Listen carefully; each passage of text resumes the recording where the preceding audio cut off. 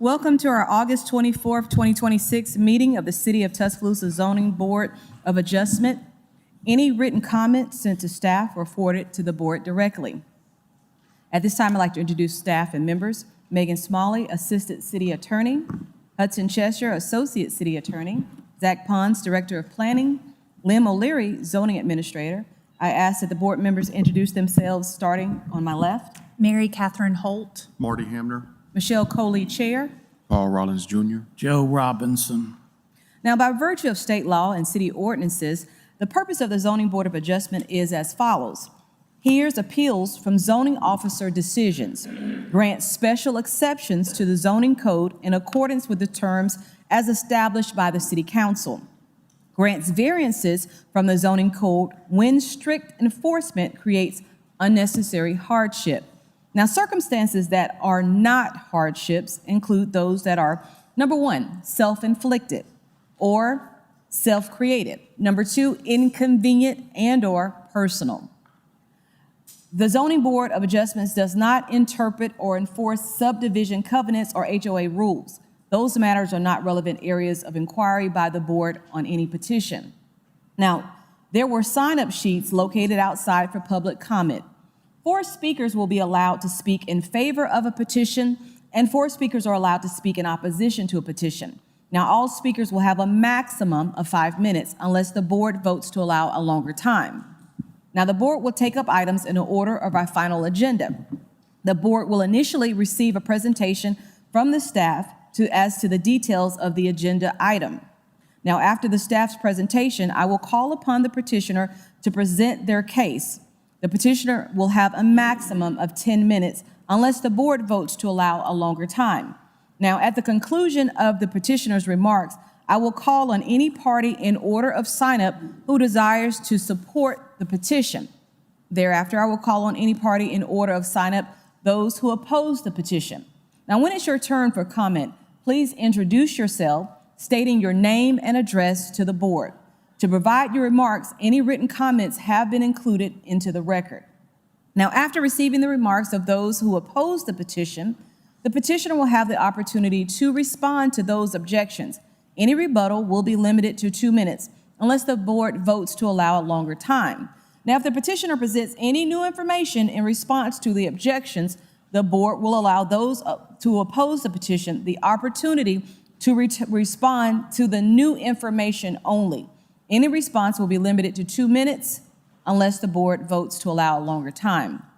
Now, during the course of this presentation, you may be interrupted by any member of the board for clarification or additional information. Such interruptions will not reduce your allowed time limit. Now, once the board members are satisfied that they have received all relevant information, I will close further discussion by public, at which time the board members will discuss the matter and then vote. After the vote, you are free to leave.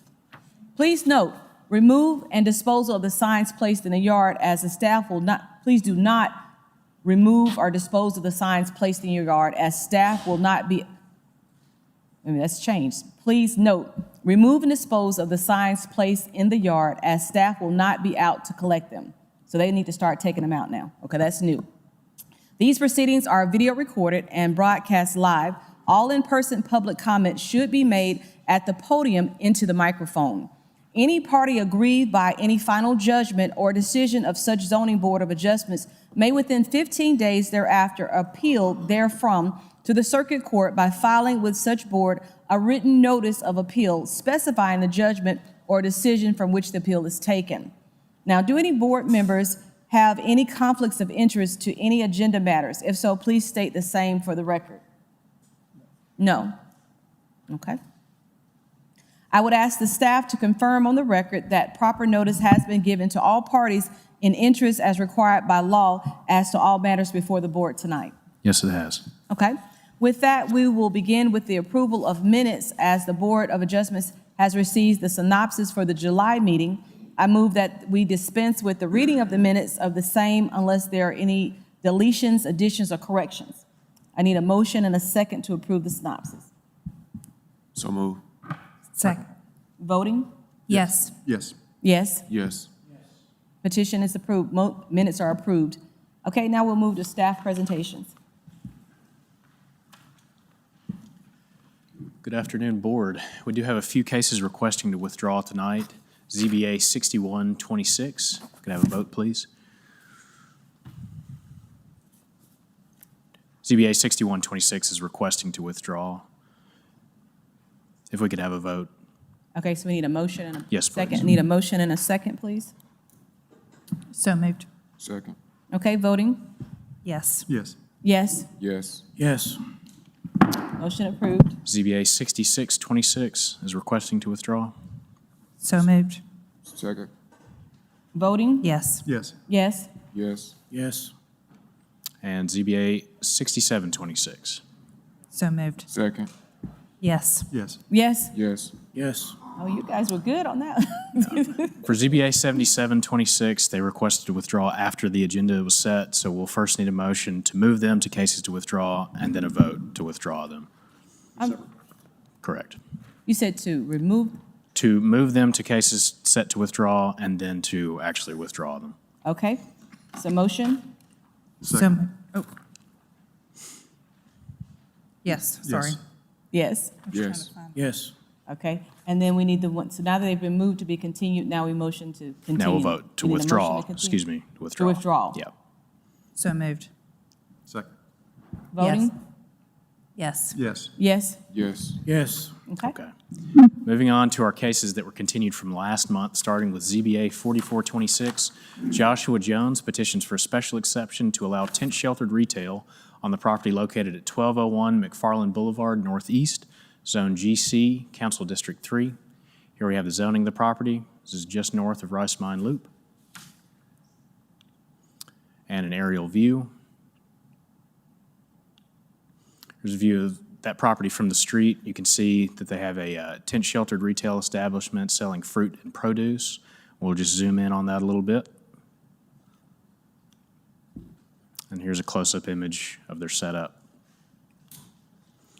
They're requesting the special exception to allow the sale of produce from a tent. The petitioner will operate 7 days a week from 8 a.m. to 7 p.m. when weather permits from March to December. The petitioner and their sister will be the primary employees on site, but other family members may assist them occasionally. They're using equipment like a refrigerated box truck, 2 10-by-10 tents, 4 tables, and 2 benches. These are our regulations for tent-sheltered retail. As you can see here, number G, no vehicle or tent larger than 50 square feet shall be operated in any one premises for more than 45 days in a calendar year.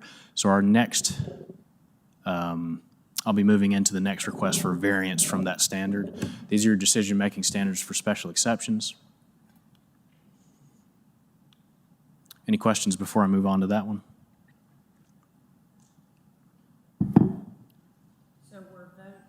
We're voting on the size of the tent. So you're and- voting on the special exception to allow them to operate a tent-sheltered retail, just like a short-term rental. It requires special exception approval to do that. They're also requesting a variance to operate for more than 45 days per year. So the special exception is so that they can do it, and then they Right. want to be able to do it longer than 45 days. Correct. So if the special exception is denied, then the variance would need to be denied as well. So I'll move on to the variance if we're ready. And the reason they're before us, because they have it, it's larger than, go back to the tent size and all. Sure. So, yeah, the tent size is larger than 50 square feet. So because of that, they will then need to operate, they will need to request a variance to operate for longer than 45 days. So if it was just one tent, they could do it? If it was smaller than 50 square feet, they could do it indefinitely with a special exception.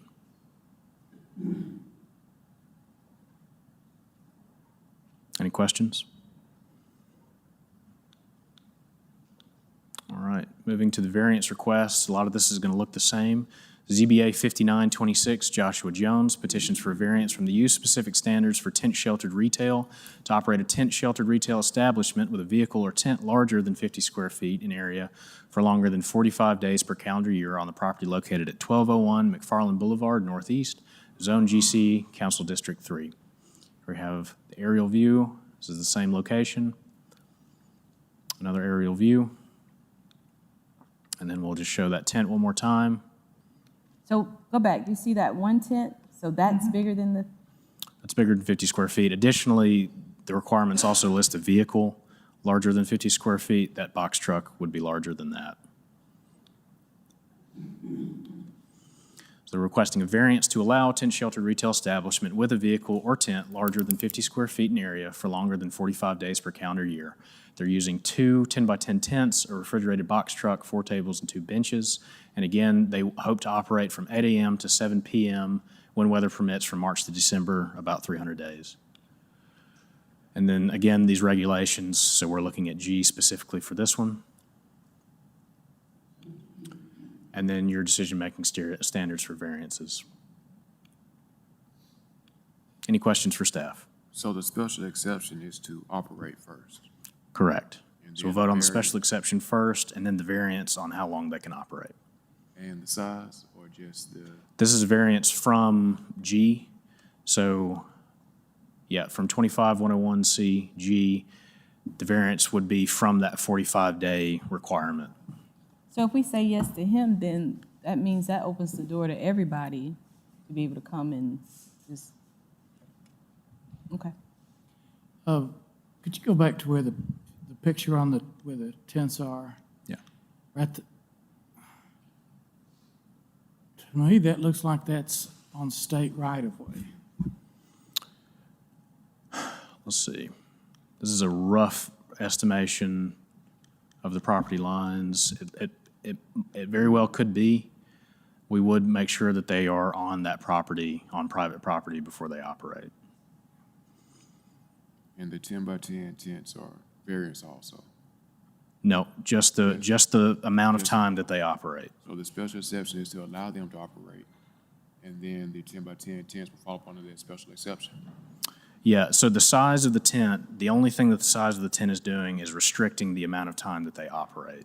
Okay. So they're requesting a variance from that requirement to operate longer. They'd like to keep the tents the same size. So if they had a 50 square foot tent, they'd be fine. 45, like less than 50. It would have to be less than 50, that's right. It wouldn't And be an they do issue. use a refrigerated box truck as well, which is larger than that. So if it's less than 50 square feet, they can have that all year round. Correct. And I'll let the applicant explain why they want to use the tents and the box truck. Okay. All right, All right, thank you. you, Lim. Joshua Jones? So while the petitioner's coming up, I just want to say we did not receive a designation of agent form for the property owner, which is Mr. Pate. I don't see Mr. Pate in the audience. Oh, all right, we've got a representative. My bad. Just making sure that we have a property owner's representative here. So do we need to talk to the property owner? Does it?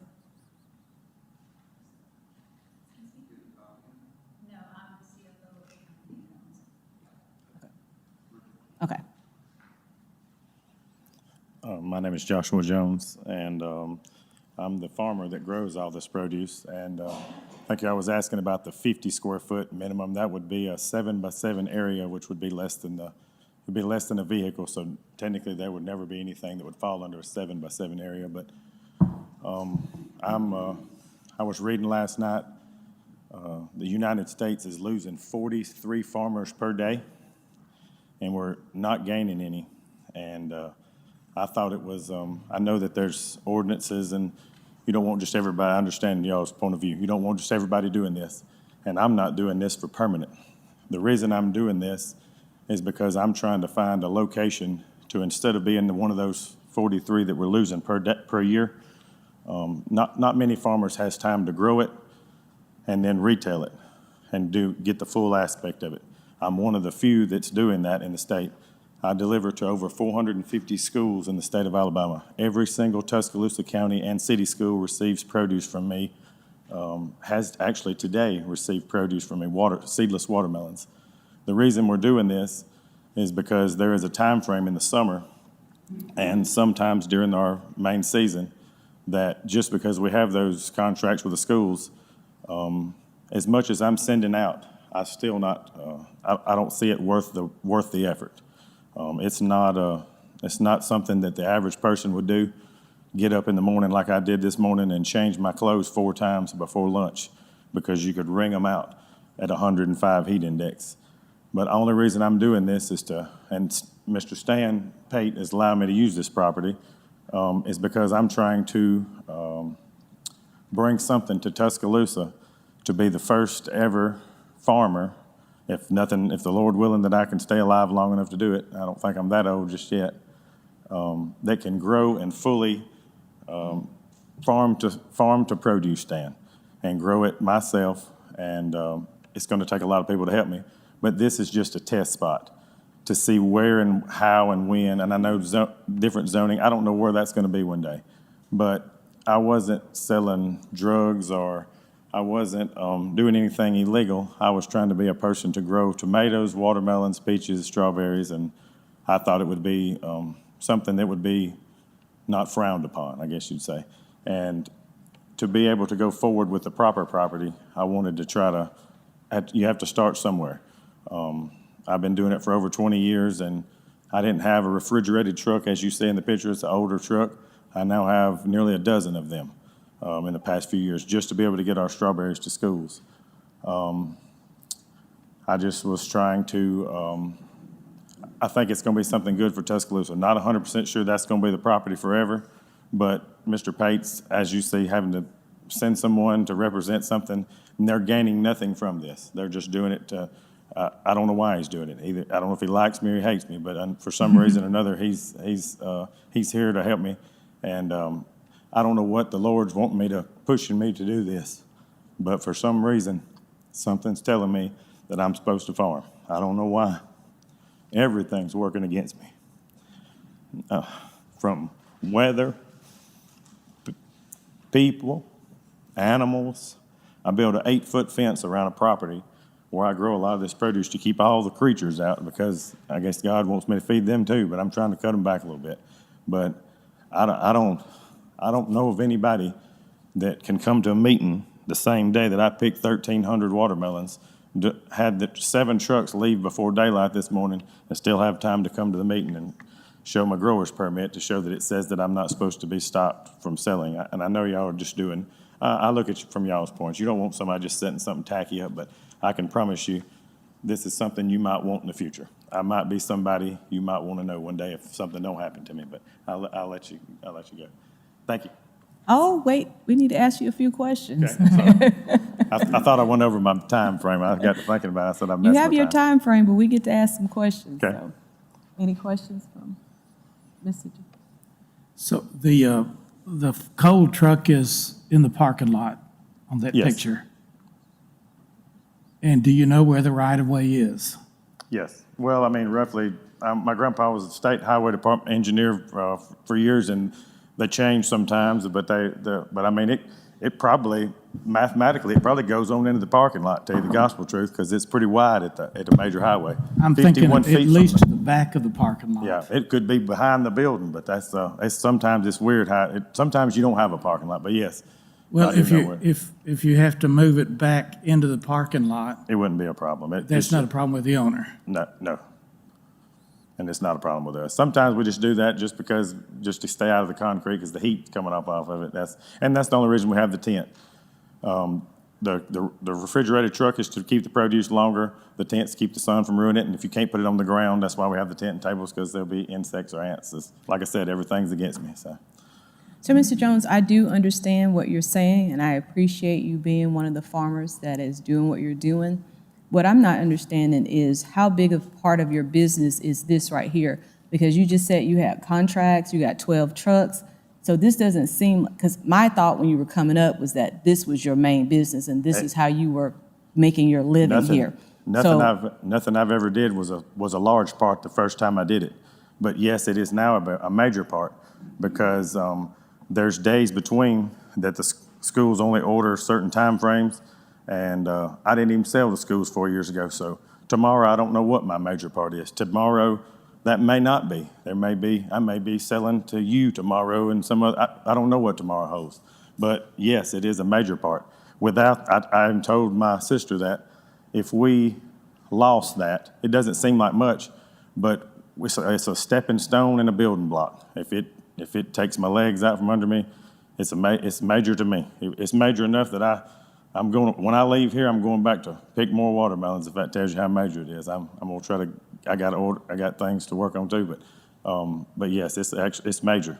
And I want it to be, I thought that might be a good thing for this city. There's, if you've ever been to Peach Park, Durbin's in Clanton, I've debated on buying them, starting one like them.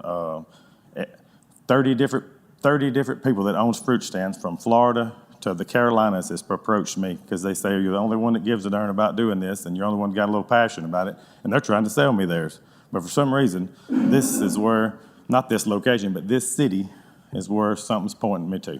Every time I try to get away from it, I actually came here in 2012 and was selling some, and then I kind of said, I don't know, maybe it's not going to work out. For some reason, it's just pushing me back. I don't know what it is.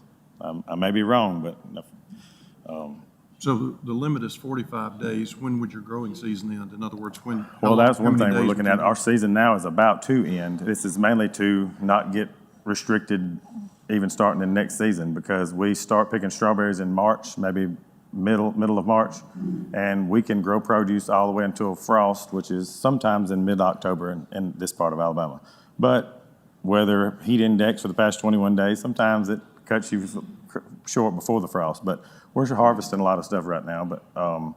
But just wanting to be able to do it year to year without anybody holding us up because we've been there for several years. This is not our first year. We've been there for several years, and just testing to see if people actually wants us to be there, trying to find the right location, and you wouldn't believe it how many people was like, thank you, thank you, thank you, thank you, thank you, just back to back to back to back to back. So, I mean, I didn't want to, like she said, is it your major part?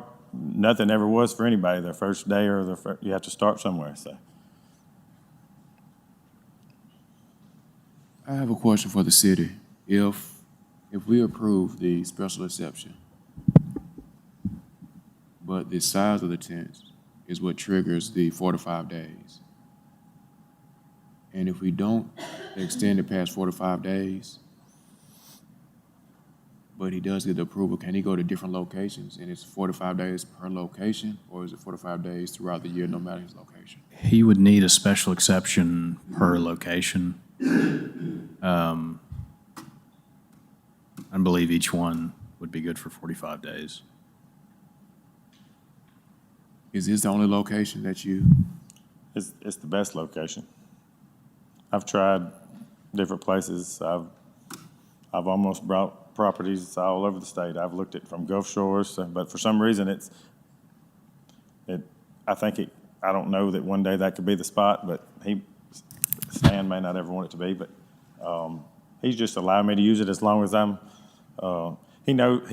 he's farmed himself. He may not look like it, but I think I've heard him say the first crop he ever grown was watermelons to help take care of the rest of his family. So he knows, I guess he knows what I know. He knows how hard it is. So, but for right now, that's one of the best locations that we've seen. But as far as different locations, whether it's in just anywhere in Tuscaloosa, so have you looked at, so if you use this location for 4 to 5 days, or if you cycle through different locations within Tuscaloosa, are there any other locations that you have used? Well, no, and if you move around, you'll just be trying to get people to chase you around, trying to figure out where you are and where you're going to be today. It's going to get confusing for them. Even the sporadicness of us in the past of just coming 2 or 3 days a week causes chaos with the people that wants to come see us. So they want us there regular. So that's why I tried to make it as regular as possible and more like a real business. I don't plan on staying under a tent that long, if that's what you're thinking, but I have to, like I said, start somewhere, and before you purchase multi-million-dollar property in the city of Tuscaloosa, you want to make sure that you can, I don't care if I make a dime at the end of it, as long as whoever comes after me, if I get it paid for, I've looked at all types of property. If I knew it would be successful, there would be no end to the amount of money I'd spend on whatever property I could get, but you don't know that until you have to test it out a little bit, I guess you'd say. That's not, it's hard to know what you can do. You have to sell a lot of tomatoes and peaches to buy a prime piece of real estate, I guess you'd say. And you have operated this in the past 2 years at this location? And that location is probably more like 4, off and on for 3, 4 or more. And then actually, I had a special exemption in 2012 to sell where 69 there goes back toward Moundville. I sat over there it was just a bad location. It was another property that Stan has over next to the Hooters, and I think there's a digital billboard there. But people couldn't access it from both sides, and it was kind of hard to get to, and it was hard to see, and it was a property I was trying to use that I knew he wasn't gonna ever use. It was in a bad zone, bad area, flood area. I said, well, maybe I can use that and not bother him, but it was just not a good. Was it a similar size, similar setup to what you have? Yes, I actually had an enclosed trailer, but I knew they wouldn't like, I still have that trailer that I bought that year, but bought a big enclosed trailer, like a concession trailer type thing, but I knew that wouldn't look too good. I figured at least every day they'd want you to take it down. I know it looked tacky trying to leave something like that there, so I was trying to, something that could disappear every afternoon, I guess you'd say. Are there locations in the city for other than the farmer's market, for people to sell produce regularly? To do a tent sheltered retail, it would require a special exception anywhere. The best option to avoid that is to purchase a building to sell out of.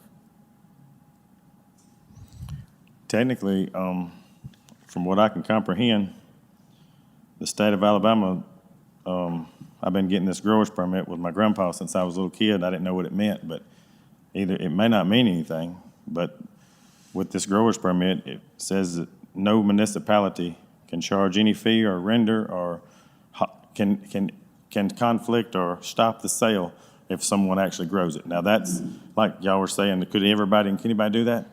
I can tell you that, no. Nobody's gonna grow it and have time to go sit and sell it. Nobody's put that type of effort in. Just to do it regularly like that, and it actually takes a lot of people to help me. I can't do it alone, it's not just me, but as far as I can comprehend, this grower's permit, I don't know if anybody needs to see a copy of it, but it says that, it says there's no problem with it, is what I can understand, but. So,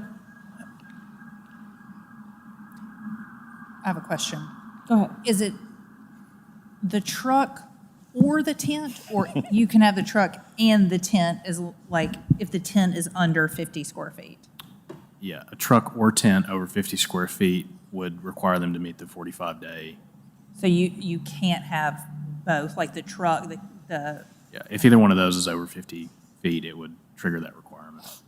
But you're not selling out of the truck, you're bringing the produce in a That's refrigerated just what you truck, bring and it then in. I you're mean, there's just no parking the under, truck. yeah, there's no under 50 square foot tent or truck. I don't think you can get. I don't think they would stand up very good. just, I if know we they're trying to limited help the get me in tent the room. size, but they had the truck right there and could continue to like fill the table as produce Yeah. was bought, yeah.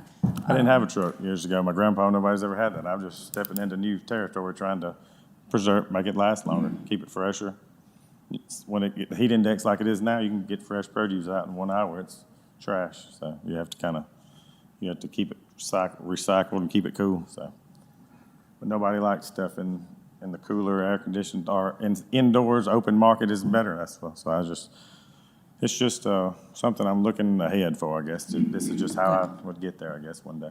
How often do you access the truck during a sales day? Are you accessing it every I mean, hour? it could be just once an hour or something like that. So you could get by like that, but you kind of have to cycle it within every hour so that you don't, if something starts getting, in the spring is not a problem. Now, the heat index, you have to kind of cycle the stuff every hour so before it gets too warm, you want to get it back in the cool and just rotate stuff out.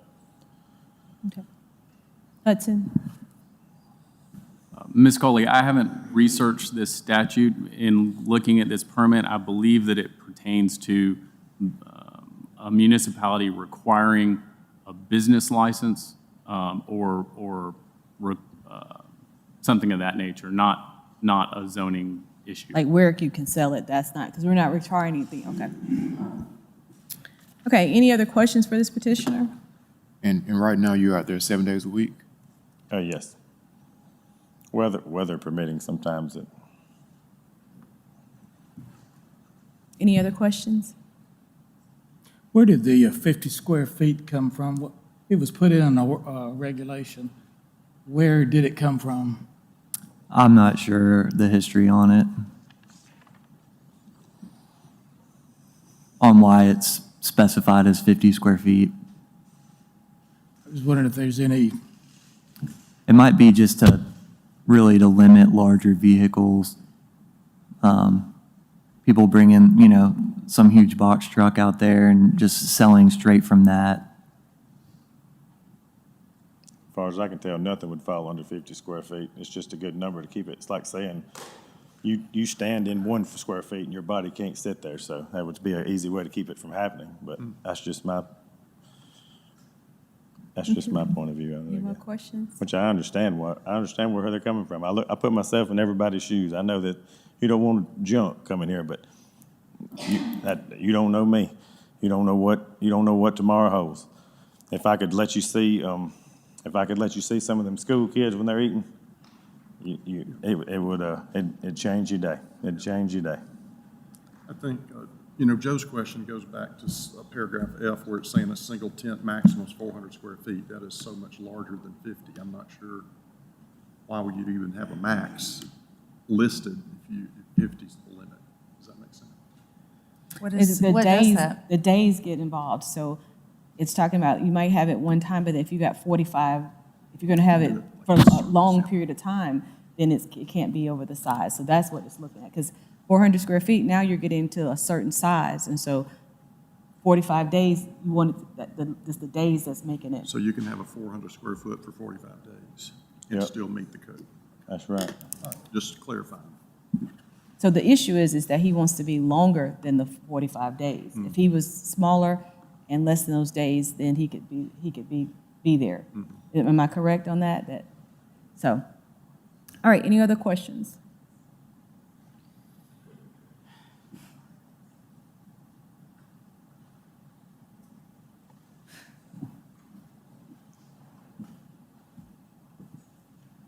All right, thank you, Mr. Thank you. Jones. All right, we have one person signed to speak in favor, Daphne Brooks.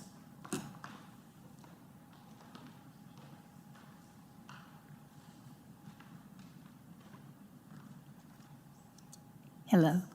I am CFO of 15th Mac LLC, which is the owner of the entity that owns this property.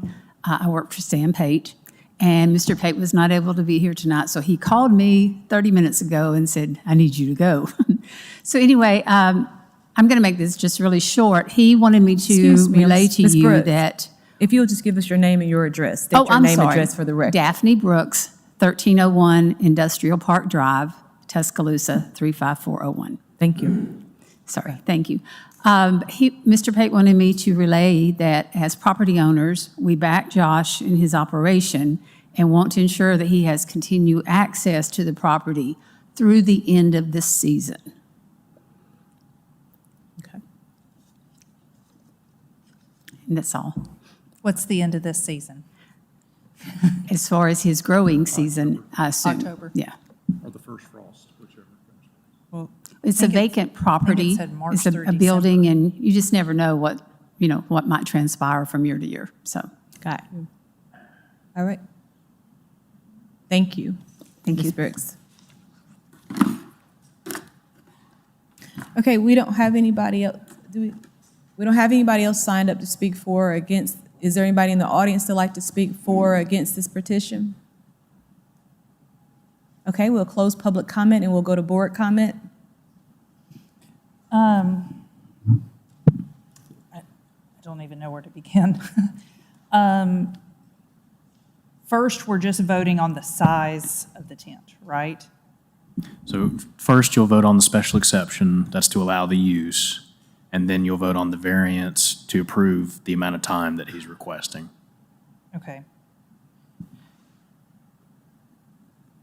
I mean, it's asking us to vote for a special exception to allow tent shelter retail on this property.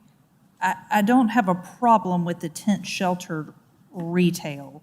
I guess it's when it's getting larger than the 50 square feet, coupled with the number of days that it becomes an issue. And, man, some of this is a little confusing to me with having a maximum size tent.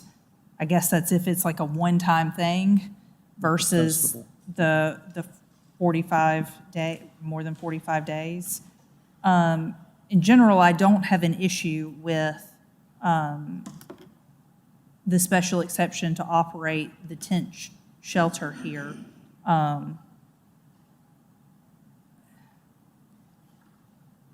I guess I'm a little, I would want to see us honor the regulations that are in place of the tent being smaller than 50 square feet if it's going to be more than 45 days. And this is where, you know, these are some of those tough cases where you have a ton of respect for the petitioner and what they do. And I've seen Joshua out there selling produce. I have bought produce from here, but at the same time, when I sit in this seat, I feel like my responsibility is to honor our regulations as consistently as possible. And I believe in the past, I have voted in similar situations to honor our regulations. So I'm open to hearing what other board members have to say, but I think for the validity of your business model, having longer days to operate because you have produce at different times of the year is probably more important. So for that reason, my stance is that it needs to be under the 50 square feet. Sorry, I fumbled that, but I think I finally got there. Yeah. Well, I'm looking back that it's gone on for 4 or 5 years at least. A 10 by 10 tent is 100 square feet. I mean, that's what you wear, you know, take to the beach. So it's hard to put, I mean, most of the, if you go to the farmer's market, they've got more than 50 square feet to do that. So I'm not really sure of the history of where we came up with that. I mean, that's the regulation. But it does show that we would allow 400 square feet if we did it once or twice for a city festival of some sort, maybe. That's where that would fit in. So, I'm not as worried about the square footage as I am about the amount of days, because it's almost, if we're going for all year, it's like you need a permanent spot. My only thing would be, I would be okay with it, with going with the larger square feet and then having a deadline of October for this, and then kind of revisit this next year and try to understand better what the square footage limitations are. So it'd be just like a short-term rental. You've only got 35 days in a whole year, and then it's over. You got to reapply after that. For me, you know, so right now he's got 2 tents, so that's 200, and then you add 2 more tents, that's the 400. So that's a substantial size structure that you're going to be using anytime you want for all year long. So basically, if we take food, vegetables away and say I want to sell knickknacks now, or if I want to sell this, I want to sell that, clothing. So where do we limit on what people can do, because we allowed him to do it, and I feel like we're opening a door for anybody to just set up and just start selling on the side of the road. And I just think that I don't want to open that door in this scenario, because it's just, we've had other people that come and we have not gone for this, and everybody's had very compelling and convincing arguments. And, you know, I just don't agree. We have this ordinance for a reason. And so if you can't make it work within that, then, because if it's, you just got to make it work. And if that means putting in some coolers and having those stacked and a smaller tent, you got the farmer's market, you have other options to sell your vegetables. And this is not you got to do it here and it's got to be this. It just, there are other streams of revenue that can be gotten with the vegetables. You got other places that you can go and partner and do. And so I'm just not in favor of going against this regulation. As far as the special exception, I have no issues with that. I'm comfortable with that, and pretty much echoing the same thing that other previous board members have mentioned, the 45 days. And if we approve it as to the request of the petitioner, we're going from 45 days to roughly 300 days if we're open just 2 months out of the year. That's a pretty big ask. The only way I can see around that is if you were to use different locations throughout the city. And you'll be looking at about 6 different locations if you go 45 days per location. And with the variance, you have to prove a hardship. And as of right now, I can't, I don't see a hardship that will allow for us to approve it past 45 days.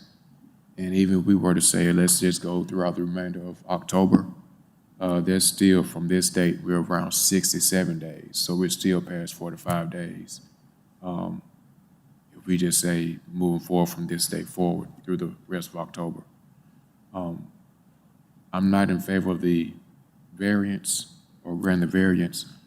My suggestion would be to possibly get back in contact with Mr. Pate. He does have a lot of properties throughout the city, and see if it's something that you can work with Mr. Pate to have access to different properties throughout the city, throughout the year. I think this is a tough one. I can see both sides. I don't have a problem with the special exception. My question about the 50 square feet, where that came from, I would like to, maybe for future ones, we take a look at that and see, are we too small on that maybe? I don't know. But I do agree with some of my colleagues here that if we start taking exception, where do we draw the line on that? So I don't know if I helped or not. Okay. At this time, we'll close board comment. I'll read the petition. ZBA-44-26, Joshua Jones petitions for a special exception to allow tent sheltered retail on the property located at 1201 McFarland Boulevard Northeast, zoned GC, Council District 3. Voting with Ms. No. No. No. Is this the variance or the special exception? This is special exception. Special exception? Yes. Special exception, yes. Okay, the petition fails. So do we need to do the variance, or we just need to read it? Need to vote on the variance as well. Okay. Now this is for the variance. ZBA-59-26, Joshua Jones petitions for a variance from the use-specific standards for tent sheltered retail to operate a tent sheltered retail establishment with a vehicle or tent larger than 50 square feet in an area for longer than 45 days per calendar year on the property located at 1201 McFarland Boulevard Northeast, Zone GC, Council District 3. Voting, Ms. Ham? No. No. No. No. No. Petition fell.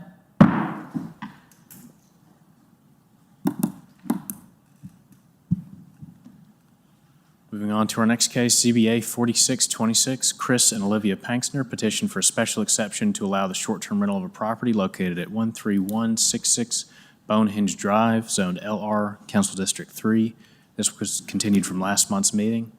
Here we have the zoning of the property and an aerial view. Short-term rentals in the area. And a view of the property's parking and a little bit more of the parking. So this is a violation. You'll remember some of this from last month. The petitioner was approved to operate a short-term rental at the June 26, 2023 ZBA meeting. A complaint was submitted in March of 2026 about the property being advertised as an event space.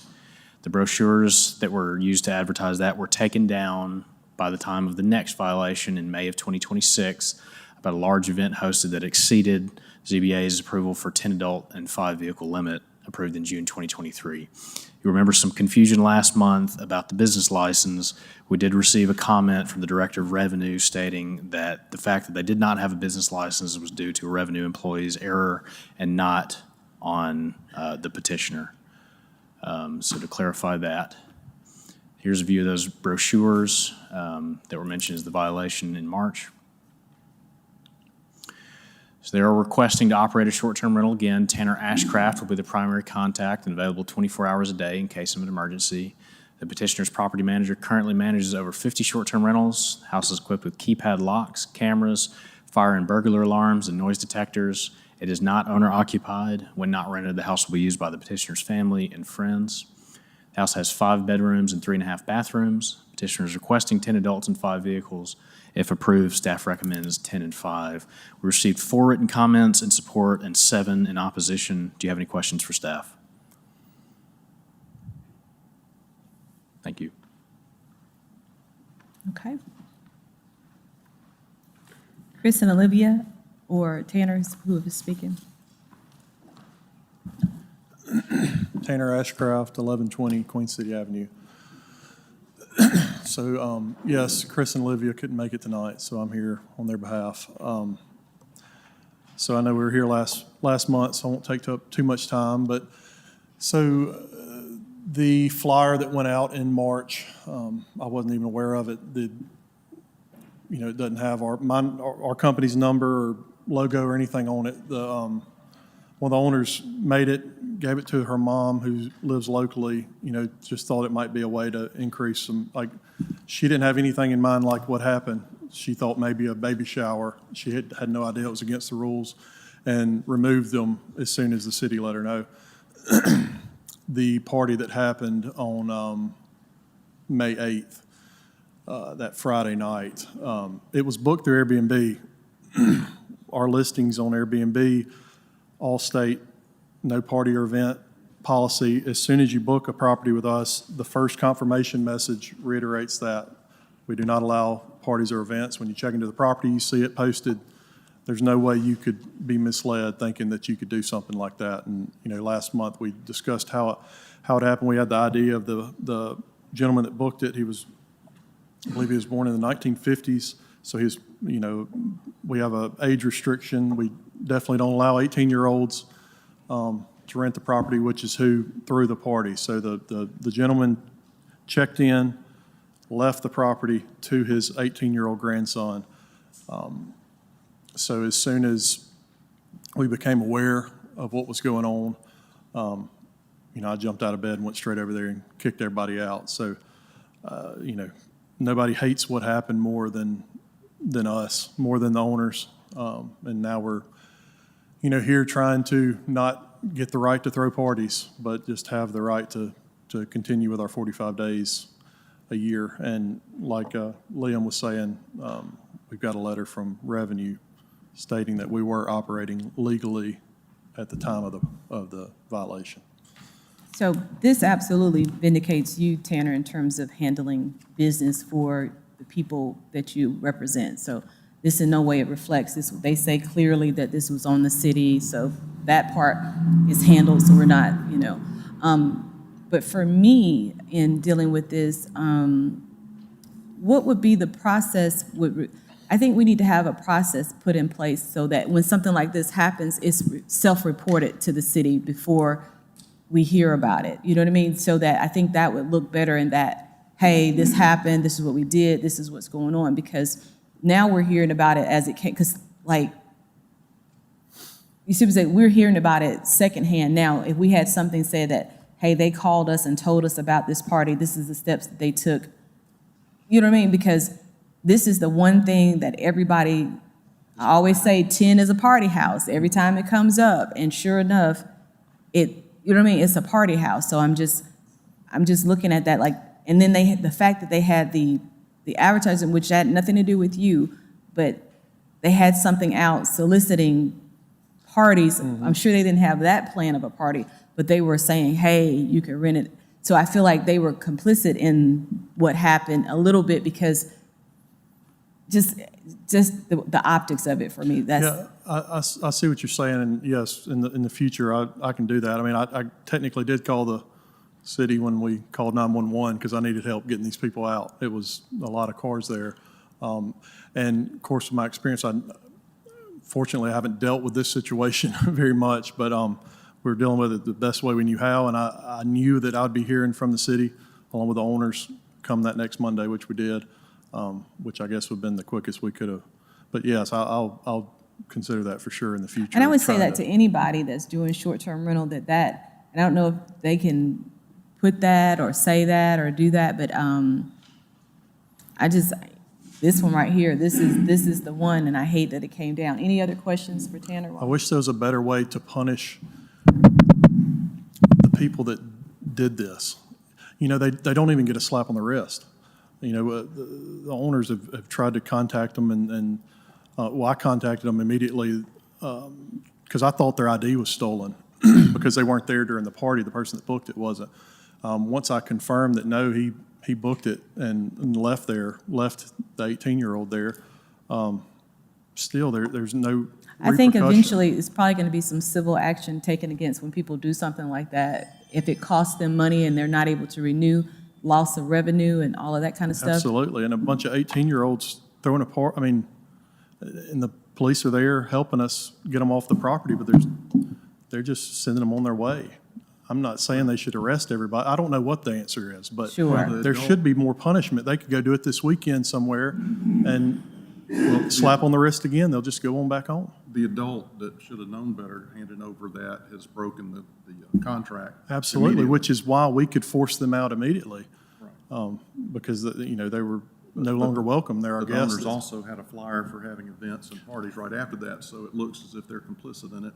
Anybody that comes here tonight that's against a short-term rental, this is what they're talking about. Yeah, And this makes I it hard for understand. everybody, like, and I hate it for them because this is what everybody talks about. And it makes it hard on us because this is when neighborhoods come out against it, this is what they're talking about. People that are not from our area, people that don't know us, and that's what makes it hard. They were from our area. Well, 99% of the folks in your business that you manage for do not have this issue, but this is the one that gets advertised. So it's, Any other questions for Tanner? So what changes have you all made? I know at the last meeting, you mentioned that when the kids arrived, they covered the camera with something. So have you all made any changes as far as, because I know you typically mention noise monitors. So Yeah. have you made any changes to the property since this has happened?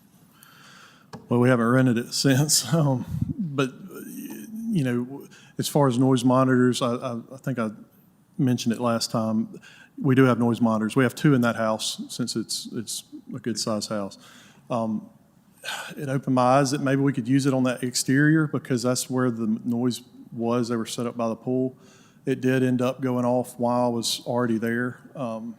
So our noise monitors inside the house started going off, but I was already on site by then. So I got alerted by a neighbor calling me. Let me ask the city something. So could this become an event venue? Like they make it an event venue, something totally different than short-term rental or? No, it's not zoned for an event space.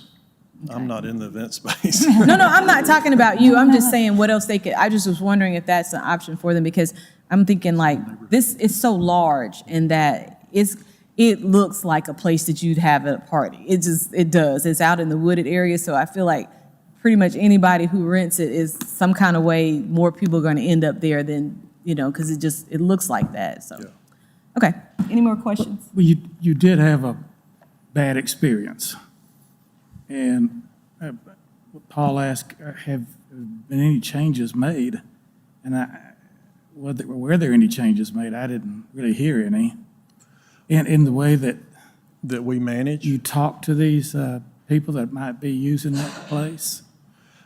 Yeah, I It mean, does look like it's a nice house. It's beautiful. It's, well, since then, I have added that we don't rent to locals without manager approval. So that's kind of because this was a local situation. You know, we've been doing this for several years now across thousands of bookings. This is And the first. we've been pretty good at avoiding this kind of stuff or stopping it before it happens. I'm not against having a good time, so I try to tell these guests, like, look, if that's your intention, that's fine. We try to find out up front, I'll refund your money. You just can't do it here because I'm going to join your party and shut it down. So we have had some luck, you know, with that.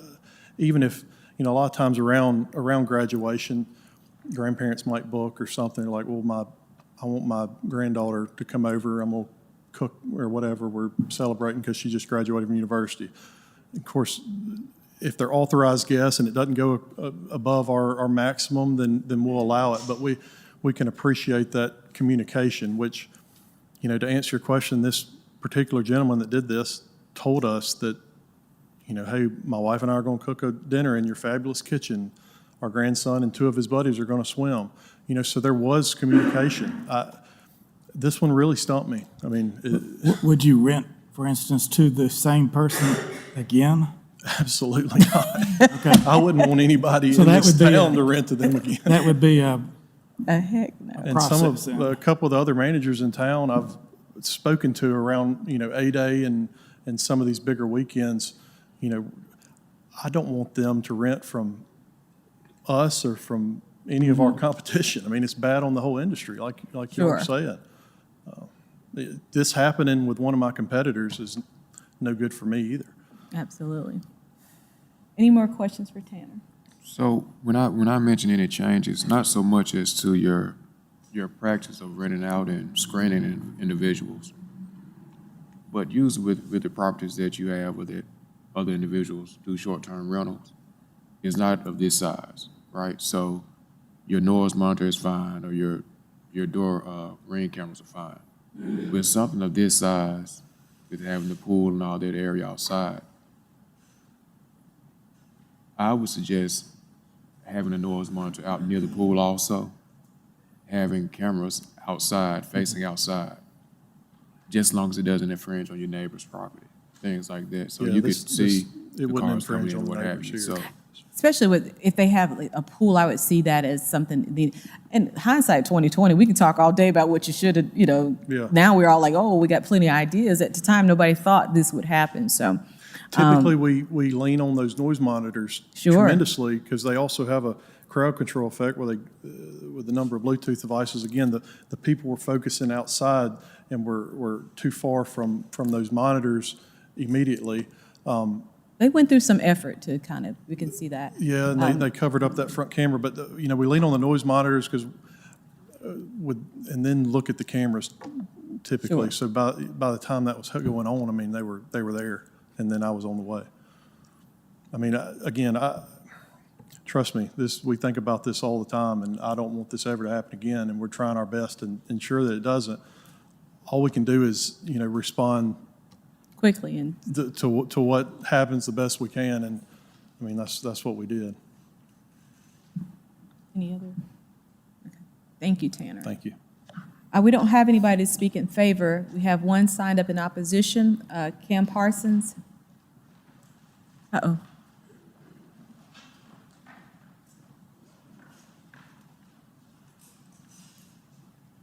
Good evening, Cam Parsons, 2909 7th Street, up here before you last month on the behalf, and again, this time of Kenneth Randall, who lives at 13529 Sharps Lake Road, Norport, which I believe is like 3 parcels down towards the landing from this particular property. So just, I'm not going to rehash everything the last time. I think all of y'all were here at the last meeting. There were a few more members. Joe was on the sidelines then. But so I think all your comments are right on. I mean, this is the big elephant in the room for short-term rentals. And quite frankly, I had a client of mine have this happen. And it was a student-type rental. This was in Norport. Ended up having over 100 people, damage to the house, and so on. And police were called, and it still with that, it took several hours to get the people going. So, things happen, right? The only suggestion I have on this for Tanner, and by the way, Tanner's got a great reputation. He does a good job, as does Kim Roberts. In this particular instance, I'm real familiar with this property. I said that the last time. I was there when Boney was building the house and all that. Spent many great days there. Would be to put some type of cameras at the entrance. I'm not sure how often these cameras are monitored, but I was talking to Kim earlier, and they monitor all their cameras. In this particular case, though, I think it's important to remember that at the time of this incident in 2026, even though a license had been applied for, that we now find out last meeting, we didn't even know that there was no license. And so they had a party without a license, number one. And then number two, as Madam Chairperson pointed out, was that there is some complicity here. We don't know exactly whether this person who rented this place, found out about it through the brochure, which you've all seen, or whether they just simply got it off of Airbnb or one of the other ones. But to me, that's problematic that they were advertising it. And so Mr. Randall asked me to come and speak. He's out of town again, unfortunately, to oppose this. Anything else? Thank you. All right. All right. And so, anybody in the audience like to speak for or against this petition? Against, come on.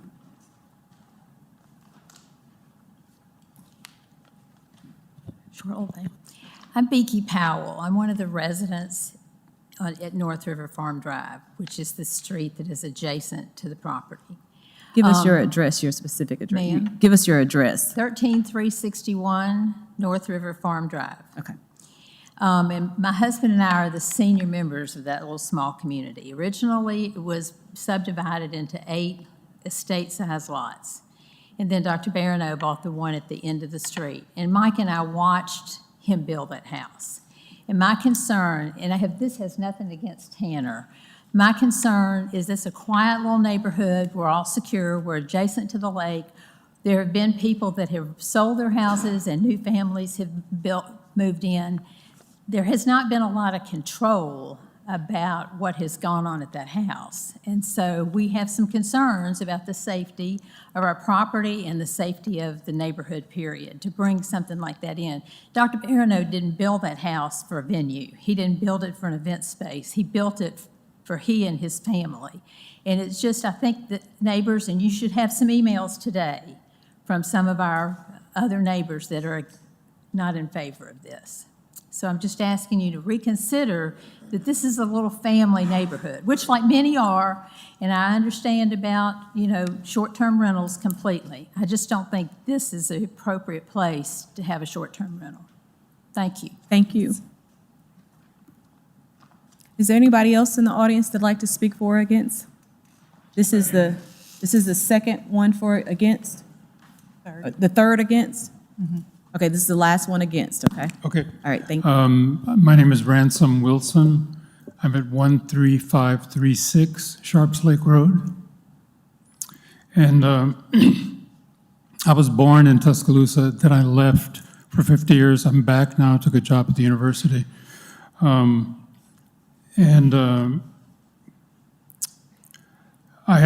asking you to deny this because this is not about whether a short-term rental should adversely affect the neighborhood. It's about the fact that this particular bunch of people have not proven themselves good caretakers of their property. The Section 2539, which you must know better than me, permits approval only if the board can find that the use is compatible with the neighborhood and will not substantially affect adjoining properties through noise, traffic, lighting, or nuisance conditions. The property's documented history prevents those findings from being made with reasonable confidence. The house is not owner-occupied. It's a couple from New York that owns it. So what are they just making money from this? This is a fantastic neighborhood. It's one of the most tranquil and peaceful places I've found in all of Tuscaloosa, and this is definitely going to ruin it. For me, the fact that the manager has 50 properties is not an advantage. That's a lot of balls to keep in the air. And I don't know, I mean, they haven't proven that they can handle this property. It's, they're what, 3 big parties? And what do we do when we know that there's 100 people there? Do we call the police? I doubt if they would care. So what do? We have to wait until the party's over? I'm very, very troubled by this. So I'd ask you not to approve it. Thank you so much. Thank you so much for your time.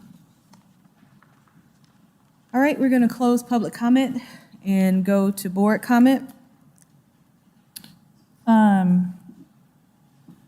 All right, Tanner, I've thought a lot about this in the last month, and while I feel like what happened in May was unfortunate and a little unfair to your business and the homeowners, we sit up here every month and we promise people in neighborhoods that have concerns over short-term rentals about parties and noise, that if there is an incident, we will respond to that appropriately. And unfortunately, right now, one of the only mechanisms we have to respond to that is to deny the special exception to operate a short-term rental.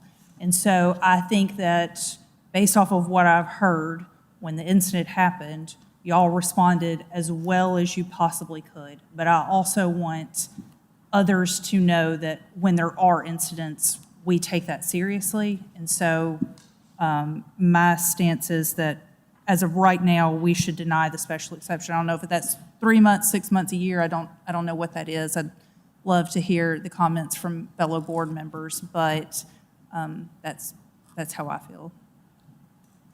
So short-term rentals are probationary in nature. You have to come back every year, renew and pay. I think that, again, if this had happened at the university and, somebody was having this big of a party, Kim might not have heard about it, but it would happen. I think the homeowners are complicit because they were advertising or allowed someone to advertise. So I'm in favor of denial. You can come up again next time. I don't know what the time frame would be, but this is stated when the short-term rental is done. If you don't abide by the rules, it will be noted. So a few things I want to clarify. First, as far as the business license, it was through no fault of their own that the business license didn't get renewed. They turned it in, it was on time, it just sat on somebody's desk, and so that's not their fault. So we'll take that off the table. I feel like Tanner responded the best way you possibly could respond in terms of managing it. He did all the things that you could do. He personally went up, he got him and did all the things. I don't think anything else he could have done. It's two things. So the advertising and then the party. If we had just one, say the advertisement, and then they took it down and no party, perhaps. If it was just the party and no advertising, maybe, but the two things together are what caused me the problem. Because I'm not saying the advertising got you the party, but you advertised that you could do parties. And I think that's what you get. So that's the thing that I have the problem with. And when you have 10, I say it every time, 10 people is a party house. It lends itself to a party. And I don't like that because when you have short-term rental in people's neighborhood, that's the thing that they want to keep the character of their neighborhood. So I believe in short-term rental. I believe you have the right to have short-term rental. The city council gives you that right. But when it becomes big and a large number, this is what can happen. 3 and 4 people, kind of hard to get to 100, but 10, it's very easy. Somebody invites somebody and next thing you know, it just can explode that way. And if the house is large enough to accommodate it, it just makes it more so likely to happen. And so that's my issue with that. Not a reflection on Tanner, but on these particular people in their home. I'm not in favor of a renewal.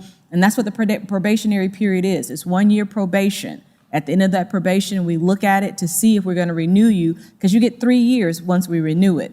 So it automatically renews, and if there's any complaint against you in that 1 year, you have to come before us to get the renewal. You don't get an automatic renewal. And I want it to be known that if you have to come before us for whatever the reason, most likely you're not going to be renewed because there's a real problem. We have a process in place now that the probationary period, if you go through with no problem, you automatically get the renewal of 3 years. So if you have to come before us and we have to talk about it, and it's usually because you've done something. So I'm not in favor in the renewal. A question for the city: if we deny it, when can they come back for another application? 6 months after the decision. So with that being said, our group of other board members, I'm not in favor of renewal at this time. And if the petitioner decides to come back in 6 months, I'll go ahead and state it now that I would like to see some changes made to that property due to the size of it. Adding those noise monitors outside around that pool area where the kids were having a party at, and even some cameras around that area as well. And I also like to add, for people who professionally manage the properties, self-reporting. If something major like this happens, I would like to see you all report it to us and call and put it on record. I don't know if we can do that, but put it on record that we called and told us what happened and get it, because to me, that lets me know that you're being mindful of it and that it didn't just happen, you were trying to stop it. So I think some self-reporting of, hey, this happened, or in any of the incidents, calling and letting us know what happened and getting it done before you come before us somewhere. I don't know who can record it, but I'd like to see something of that nature. Okay. Joe? I'm also not in favor of the special exception. No need to rehash everything else that the board members have said. I agree with it. Okay. We'll close board comment. I will read the petition. This one is, okay, ZBA-46-26, Chris and Olivia Panzer, petition for a special exception to allow the short-term rental of a property located at 13166 Bonehenge Drive, Zone LR, Council District 3. Voting? No. No. No. No. No. Petition failed.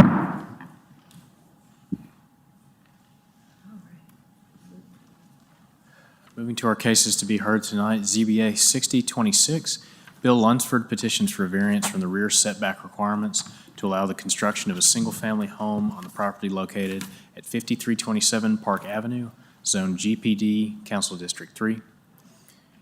Here we have an aerial view of the property and its zoning. This is in the Towns subdivision.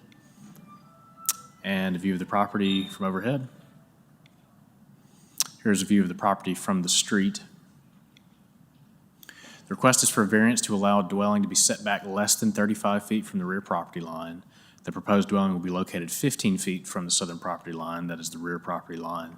The petitioner states they're requesting to move the structure closer to the rear property line due to topography limitations and to preserve existing large hardwood trees in the front yard. So here's another view of that. You can see those trees there. And then a view of the site where the house will be constructed. Here's a site plan showing the proposed structure. And you can see here, they would be required to meet a 35-foot setback in this location. They're requesting to reduce it to 15 feet. You're saying it's a drop off where the land drops off?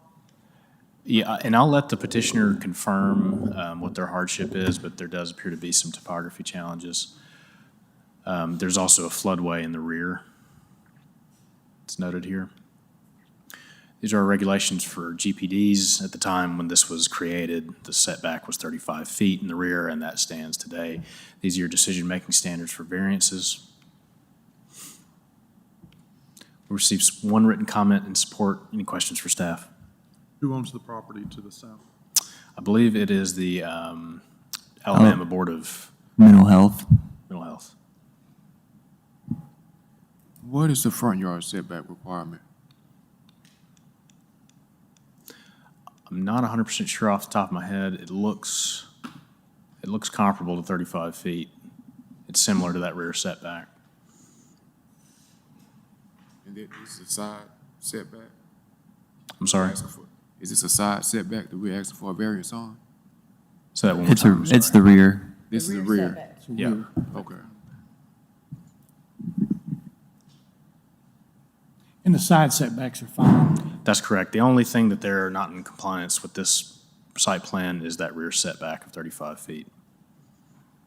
And the blue and yellow is the floodway? I'm sorry? The blue and yellow stripe is the floodway? That's correct. Yes, sir.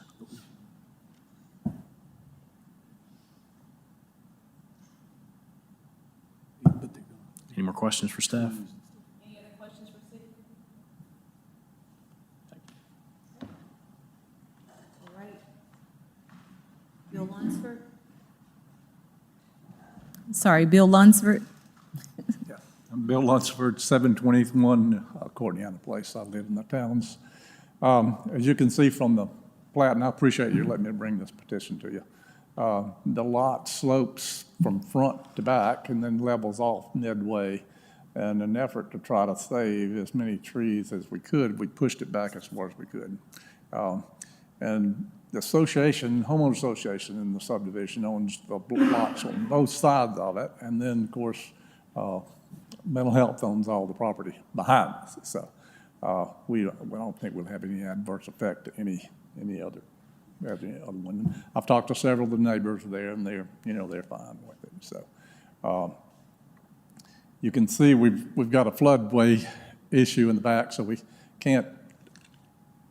It's hard to take the garages off and put them back any further. And then if we push it up, then we get into the trees, and you're going to have a problem with trees dying when you build a basement house with as wooded as this lot is. So. Are you going to have any issues with flood zones? No. So the We're floodway is fine. far enough down that you're not... I think my floor elevation is like 156 feet, and along the area where you see the floodway there is 153. So I have to build it above 156. So. And it doesn't, I've owned it for several years, and it doesn't flood in there. So. Any other questions for Mr. Lumford? Okay, thank you. Okay. Okay, we don't have anybody signed up to speak in favor or against. Is there anybody in the audience who'd like to speak in favor or against this petition? At this time, we'll close public comment and we'll go to board comment. I don't have any issues with this variance. I understand why they're wanting to locate the house on the property where they are, and there aren't immediate neighbors at this time, so I'm in favor of granting the variance. I agree with my council member, and as long as we're elevated above any kind of potential flood in the back, it seems to be a reasonable request. I do see the hardship and see the need for the variance. I agree with my fellow board members.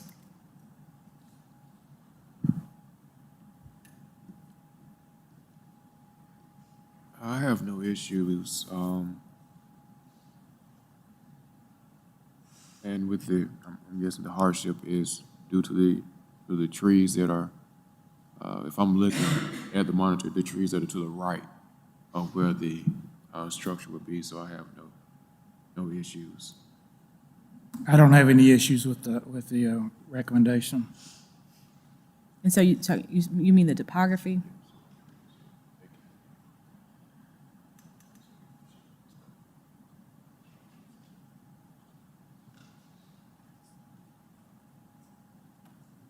Okay. Okay. All right, so closing board comment and reading the petition, ZBA-60-26, Bill Lunsford petitions for a variance from the rear setback requirements to allow the construction of a single-family home on the property located at 5327 Park Avenue, Zone GPD, Council District 3. Voting? Yes. Yes. Yes? Yes. Yes. Petition is approved.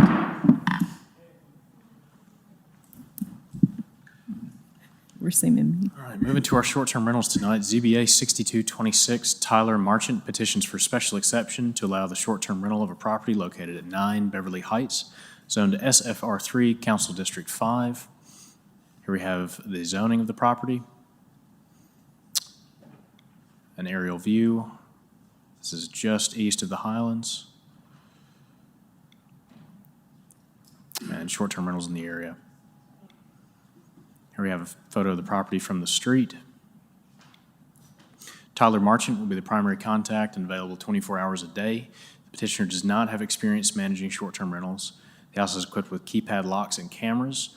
It is owner occupied. When rented, the petitioner will stay with their parents. The house has 3 bedrooms and 2.5 baths. They're requesting 6 adults and 4 vehicles. If approved, staff recommends 6 and 3. We did not receive any written comment. Any questions for staff? No questions. Thank you. Thank you. Tyler? Marchant?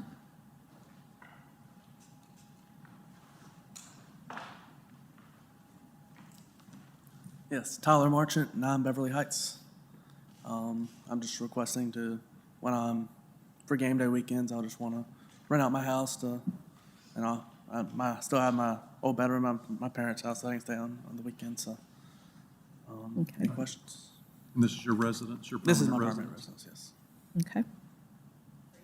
6 and 3? Why does, I was just wondering why the change. It's based on the amount of parking that's available. Our engineers recommended 3 vehicles, as well as for the amount of adults that they were requesting. And a picture I provided, there was 4 vehicles, there's no. So what the reason why they do 3 is because of tandem parking, like when somebody backs out, they're thinking the person's gonna park on the street instead of coming back into the driveway. So that's why we do, and based on Yeah, the but I bedroom. provided a picture with 4 vehicles with no. Yeah, I think the- it's the counting the bedrooms is the bedrooms. limiting factor. And it's 2 adults per car, so 3 bedrooms, 1 car. So if they took 4 cars, I wouldn't be allowed? They can't have 4 cars. It's only can be 3 if they rent it out. Okay, that's fine. Keeps from having a party. Usually if somebody's renting from out of town, they're gonna come together in cars. If they're having a party, everybody's gonna bring their own car. So it's kind of That's fine. a way of limiting. I just wanted to, I knew I could park 4 cars, that's the only reason. I said Sure, that. absolutely. Physically, it would be okay. Okay. So, and you're okay with 6 and 3? That's fine. 6 adults, 3 vehicles? Yeah, that's fine. All right, thank you. We don't have anybody signed to speak for or against this petition. Is there anybody in the audience that'd like to speak for or against this petition? Okay, at this time, we'll close public comment, and we'll go with board comment. I have no issues with this. I'm in favor of staff recommendations of 6 and 3. I agree. I agree with my fellow board members. I have no issues, I'm in favor. I agree. All right, we'll close board comments, and we'll read the petition, ZBA-62-26, Tyler Marchant. Petitions for a special exception to allow short-term rental of a property located at 9 Beverly Heights, Zone SFR-3, Council District 5, 6 adults, 3 vehicles, 30-night, 1-year probation. Voting? Yes. Yes. Yes. Yes. Yes. Petition is approved.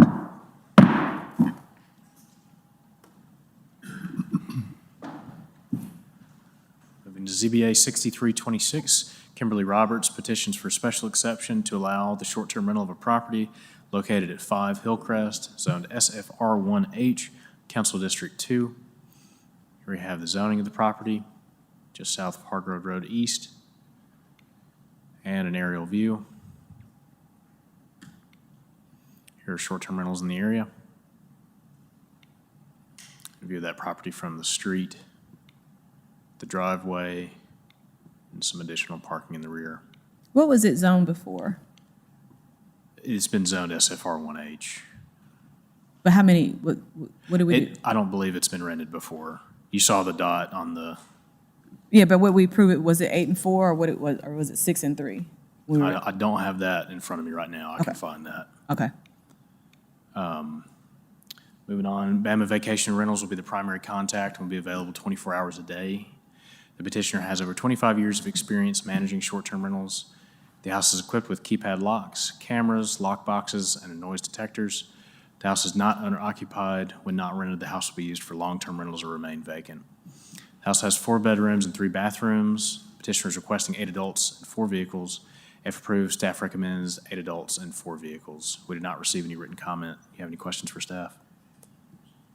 I just want to know what was it approved for before?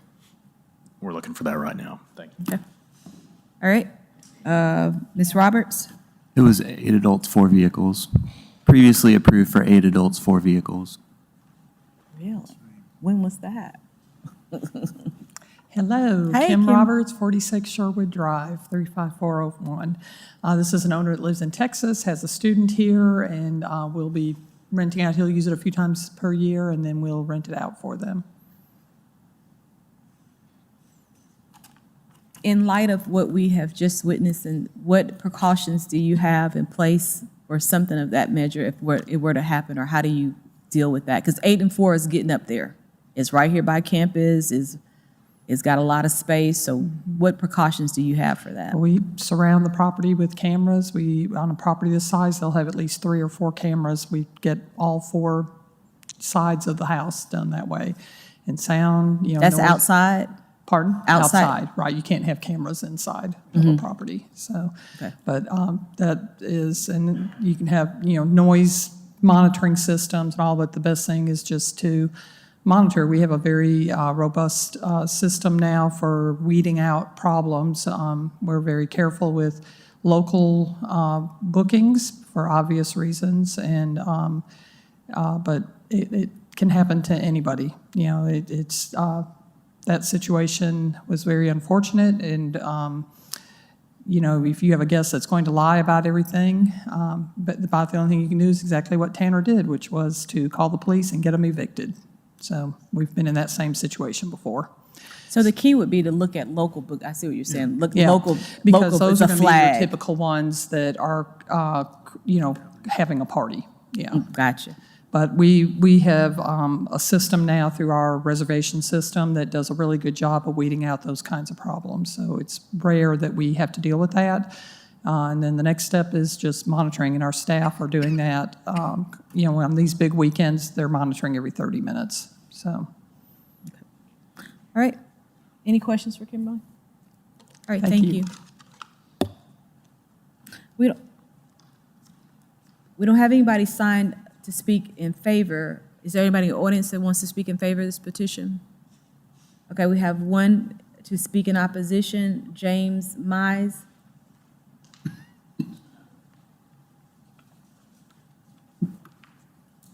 Good evening. Thank you guys for your time and patience. I'm James Mize. I live at 2014 Glendale Gardens, just around the corner from this house.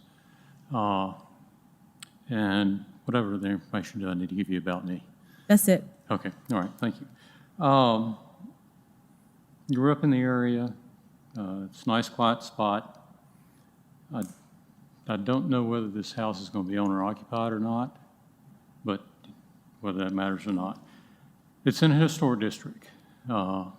I was on the Historic Commission for about 7 or 8 years ago. You know, the historic districts are created to not allow, to keep the character of the neighborhoods where they are unchanged, keep the character within reason. And there have been a number of times when outside of our neighborhood, just outside, you know, somebody posted on Facebook that they were having a gathering. The noise, the police came, they quietened down for a few minutes, and again, so noise and disturbance, you're right off Mr. Mize, campus. was that a short-term rental that happened at? Or just a neighbor or someone in the neighborhood? One was a rental on the other side of our neighborhood. And Like there were 2 or long-term 3 of them rental? that occurred back to the rear south of Glendale Gardens. Like a Just- long-term rental? A long-term Yeah, rental? Students, Yeah, long-term rental yeah. students. But Okay. still, yeah, there was college students in the rental. Well, the reason why I say that is I want to make a distinction between short-term rental and long-term rental. Oh, I understand. 'Cause- I understand. So But- when we say that, I don't want us to say it like it was a short-term rental that it happened at, because we have precautions for that. Right. So if it's a long-term, you have no control over that. You can call 911, 311, and nothing happens. But with short-term, you saw what happens if they get a call. Right. Okay. But, you know, there were like 200 kids just across the fence. And it doesn't take long for that to take place. But anyway, my point is, you know, the historic district, you think of houses and that sort of stuff and changing the way the houses look and everything else. These are family neighborhoods, and if you change that, change things where you have short-term rentals, there's a possibility of affecting the character of the neighborhood by the people who live there and the style of the lifestyle of the neighbors that are there. And it's not thought of that way. I had a couple of friends who live in a historic district elsewhere, hadn't seen them in several years, and I saw them in a store, and I asked, you know, how are things going? They said, well, everything's fine except the neighborhood's dark. They have short-term rentals. They walk down the street at night. Most houses aren't lit. It's changed the character of that neighborhood. I would like to ask you not to allow short-term rentals in a historic district. You have the right to. But I just wanted to make that point, disturbances and everything else. It's a wonderful place to live and great neighbors in that neighborhood. But it doesn't take long for a short-term rental by accident, as we've heard in other places where a lot of people show up, park their cars, and have a good time and cause a lot of disturbance. So anyway, please take that into consideration, and thank you for your time. Thank you. You mentioned that this house is a historical house, or it's in a historical district? This house is in a historic district. Hillcrest Hillcrest. neighborhood is a historic district. Are there any regulations, if you're in a historical district, that would prohibit short-term? When they did short-term rentals, they didn't take that into effect, I don't believe, except having to have a variance to do that. If you did it with a district like that, you'd need to have basically a city council vote probably. Or something. Right, and, Have to come up with that. most of the neighborhoods adjacent to the university are most of the neighborhoods that you see short-term rentals in are unfortunately in historic districts. You understand that there's a lot more control for short-term rentals than there is from long-term rentals. You understand that? But I also understand that when it gets out of hand, you're disturbed, and so are the kids and the families and everything else around it. And so, I'm just asking, that it's a concern, and when things go wrong, it stays wrong for a while. So, I would appreciate the consideration and understanding that historic districts are there to keep the character of the neighborhood. Short-term rentals are not part of the character of the neighborhoods, or has not been in the past, so. I think one of the issues that you're bringing up, which is broader than what we're doing, is just the amount of, like you said, it's going dark. So people from California, Texas, and New York, which is one of the houses, they're not physically living in these homes. All right. And so whether they're short-term rented or not, they're still dark unless they long-term rent, which you get the other long-term Right. issues where they can So- do whatever they want to in park So in their yard. it is essentially going against the purpose of a historic district by doing this. So just wanted And to I point think- it out. A lot of people don't think about that. And Thanks Mr. for your time. Thank you. And that's something you need to think about taking up with the council, because that would be who controls that. And we do hear you, and thank you for your comments. Anyone else like to speak for or against this petition? At this time, we'll close board comment and close public comment and go to board comment. I understand the concern about the parties, because we've already seen that tonight, and I hope the board has proved that we will respond to that, and take action when that happens. I am in favor of granting the special exception for this, hesitantly with the 8 and 4, but in favor. Yes. Given we have professional management on it with all the noise detectors, and it is allowed in every neighborhood, historic or not, we do have at least a manager that's dealt with this in a positive and proactive fashion. I just want everybody to understand that short-term rental is, if we're comparing the two, long-term rental and short-term rental, you have no control on long-term rental. People are allowed to do whatever, park in the grass, park on the street. You can call and complain, and that's just that. Short-term rental is different. It is a grant. We grant that, and so we also can take it back. And so if you call and complain, call 311 and make a complaint about a short-term rental, something can be done. They may not be renewed like you saw tonight. So that's the difference with short-term rental. So if something happens in your neighborhood and they do something, call 311 and report it, or call 911, get that on record that there was an issue, so that when it's time for them to renew, we can go back and see that they have not been good stewards over what they were granted. So that is your recourse that you have. As far as this petition, Kim Roberts is professional when it comes to managing properties and handling this. I don't like 8 and 4 at all, but this one has been approved before, and it's in an area that can accommodate it. So I'm in favor. I have no issues. I'm in favor. I'm also in favor. I understand where Mr. Mize is coming from, but I think the short-term rentals is the way to go with this one. I'm in favor. All right, we'll close board comment. I'll read the petition. ZBA-63-26, Kimberly Roberts petitions for a special exception to allow the short-term rental of a property located at 5 Hillcrest, zoned SFR-18, 8 adults, 4 vehicles, 30 nights, 1 year probation. Voting? Yes. Yes. Yes. Yes. Yes. Petition is approved.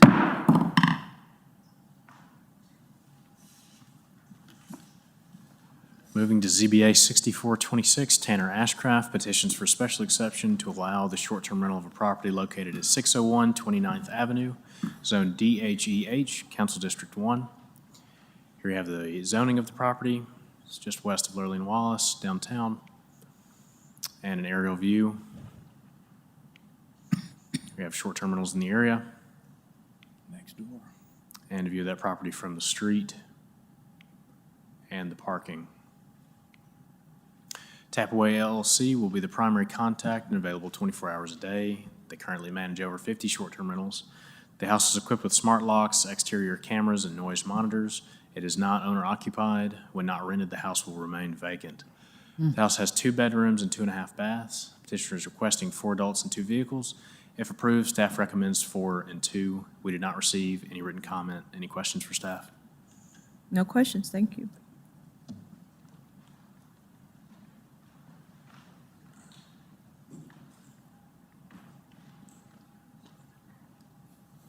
Tanner Ashcraft, 1120 Queen City Avenue. It's a townhome over near Capitol Park, 2-bedroom, as you can see.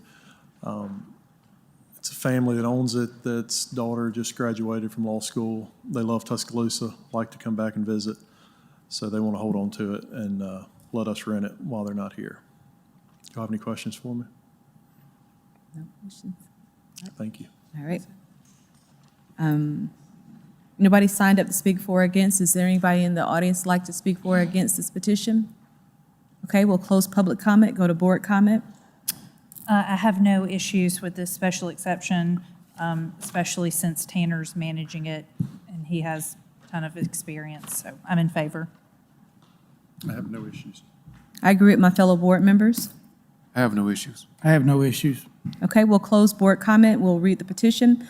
ZBA-64-26, Tanner Ashcraft, petitions for a special exception to allow the short-term rental of a property located at 601 29th Avenue, Zone DHE-H, Council District 1. Voting? Yes. Oh, wait a minute. Four adults, four adults, 2 vehicles, 30 nights, 1 year probation.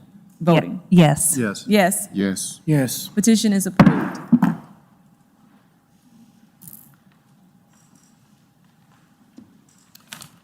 ZBA 6526, Kathy Thornton, petitions for a special exception to allow the short-term rental of a property located at 901 17th Avenue, zoned MRUH, Council District 4. Here we have the zoning of the property. This is right nearby by Alabama Power off Queen City. Here's an aerial view of the property and short-term rentals in the area. Here's a view of the property from the street, driveway, and parking in the rear. Is that shared parking? I'll let the applicant confirm that. It's been a little unclear to staff. Okay. I'll let the applicant confirm that. Tapaway LLC will be the primary contact and available 24 hours a day. Petitioner currently manages over 50 short-term rentals. House is equipped with smart locks, exterior cameras, and noise monitors. The house is not owner-occupied. When not rented, the house will remain vacant or be used by the owners. The house has 5 bedrooms and 3 bathrooms. The petitioner is requesting 8 adults and 4 vehicles. If approved, staff recommends 6 adults and 3 vehicles. We received 1 written comment in opposition. Any questions for staff? No questions. Thank you. Tanner?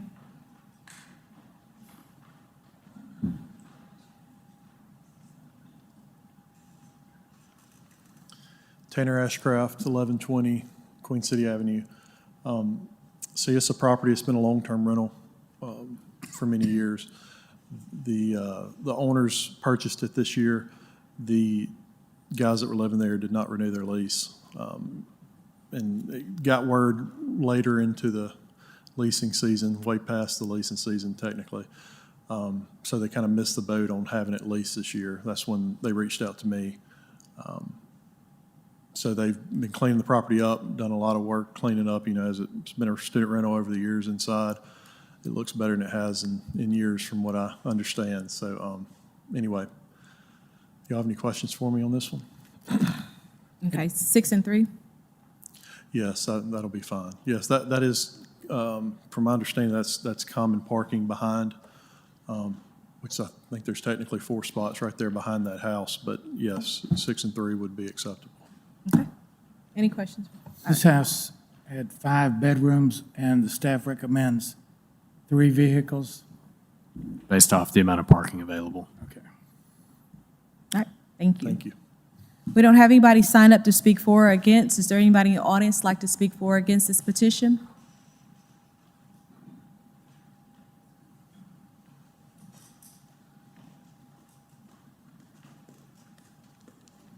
I'm Kathy Thornton, the owner of 901 17th Avenue. And just like Tanner said, we're petitioning for short-term rental probably because we missed the window on long-term rental. It was a long-term rental before we purchased it. There are shared parking spaces in there. It's part of a condominium association, and we bought out one unit, and the other units are owned by one person. So technically, it's shared common spaces and shared parking.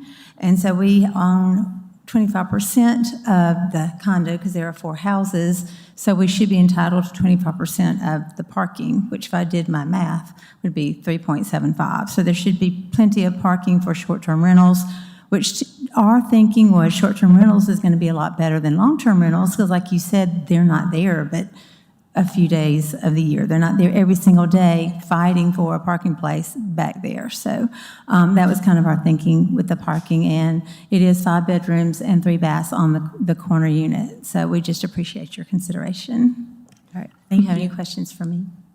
No questions, thank you.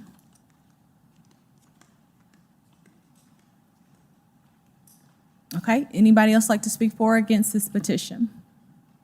All right, at this time, we'll close public comment and go to board comment. I have no issues with the special exception in general. I would like us to, I am in favor of the 6 adults and 3 vehicles rather than the 8 adults and 4 vehicles. And I understand we're close on parking, but we've also had lots of conversations tonight about the amount of people at a short-term rental. So for that reason, I'm in favor of staff recommendation. I'm in favor of staff recommendations as well, plus at the university in that corner, street parking is going to be tight that's why you're having to share parking. It's just tight. So I think less vehicles is better in this situation. I agree with my fellow board members. I have no issues. I'm in favor. I agree.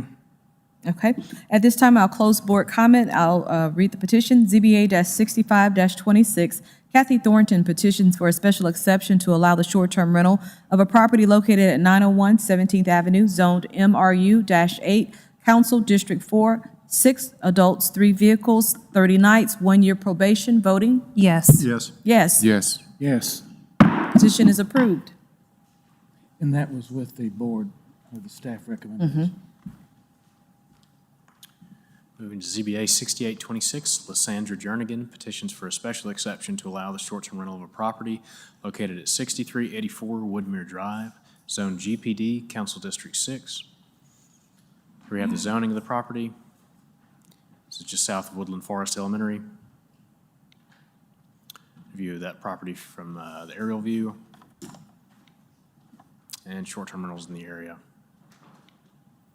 Here's a view of that property from the street. Lysandra Jernigan will be the primary contact and available 24 hours a day in case of an emergency. The petitioner does not have experience with short-term rentals. The house is equipped with keypad locks and cameras. It is owner-occupied. When rented, the petitioner will stay with family. The house has 4 bedrooms and 2 bathrooms. The petitioner is requesting 6 adults and 3 vehicles. If approved, staff recommends 4 and 2, provided 2 are parked in the garage. We did not receive any written comment. Any questions for staff? Any questions? Wait, so both vehicles have to be parked in the garage? Correct. That is staff's recommendation. It looks like the right-of-way extends such that part of the vehicle would be located in city right-of-way. The driveway's not long enough, is that what you're saying? Yes, sir. Okay. It would block the sidewalk. Yeah, okay. Okay, thank you. Lysandra Jernigan? Good evening. Good evening. State your name and your address. Lysandra Jernigan, 6384 Whitmere Drive, Tuscaloosa, 35405. Okay. So tell us why you want to do short-term rental. I work in hospitality, and I've seen families come in, and they're trying to crown them and 3 or 4 kids in one hotel room. And me, I live alone, and so I just figured my house is close in town. I'm out of the way, but I'm close to town, and I could provide a service to where they don't have to try to get hotel rooms for small children, or if they're bringing their elderly adults in town for maybe graduation or something, I could rent my house because I have my sister that lives in the neighborhood across the street. I could just go stay with her. And are you okay with putting the 2 vehicles in the garage? Yes. Okay. Any other questions for Lysandra? And is this your permanent residence? Again? Yes. I apologize, yes. All right, thank you so much. And I also spoke with Ms. Rogers. I got a card. I'm going to call her tomorrow. I'm probably just going to hire her to manage. So, because I have 2 rental properties not in Tuscaloosa that I manage, and I would just rather let someone do this and probably hire her to manage my rental properties as well. Okay, all right. Would she have to come back if she gets Kimberly to manage and is it approved? You know, she can, since she owns the property, she can select a property manager. Okay, all right, thank you. Thank you. All right. No one signed up to speak for or against, so at this time, anyone like to speak for or against this petition? At this time, we'll close public comment. We'll go to board comment. I have no issues. I'm in favor of staff recommendations. I agree. I agree with my fellow board members. I have no issues. I have no issues. Okay, we'll close board comment. I'll read the petition. ZBA-68-26, Lysandra Jernigan petitions for a special exception to allow the short-term rental of a property located at 6384 Woodmere Drive, Zone GPD, Council District 6, for adults, 2 vehicles. 2 have to be parked. The 2 have to be parked in the garage for 30 nights, 1 year probation. Voting? Yes. Yes. Yes. Yes. Yes. Petition is approved.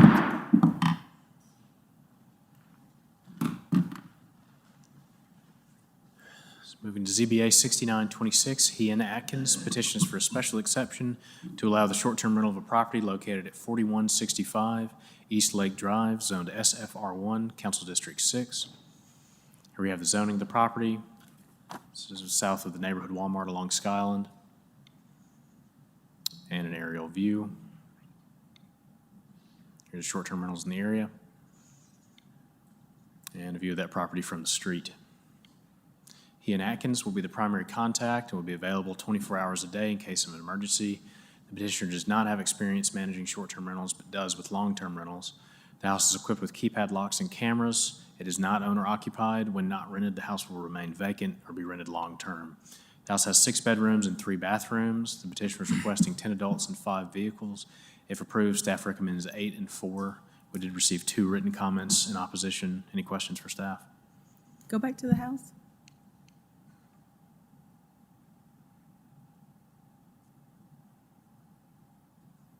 Okay. Thank you. Mr. Atkins? I'm Clay Staggs. My address is 701 22nd Avenue, Suite 1, Tuscaloosa. I am here representing Ms. Atkins this evening. I'm her attorney.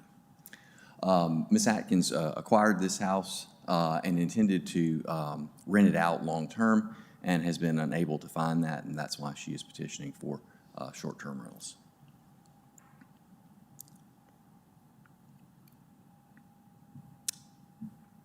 Any questions for I'm not on this one right here, like 8 and 4, I just feel like that's a lot. I know city says it could have it and everything. I just don't.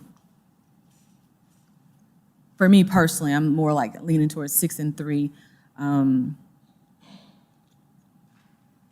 That's on this one right here because it just show the aerial view of the neighborhood again.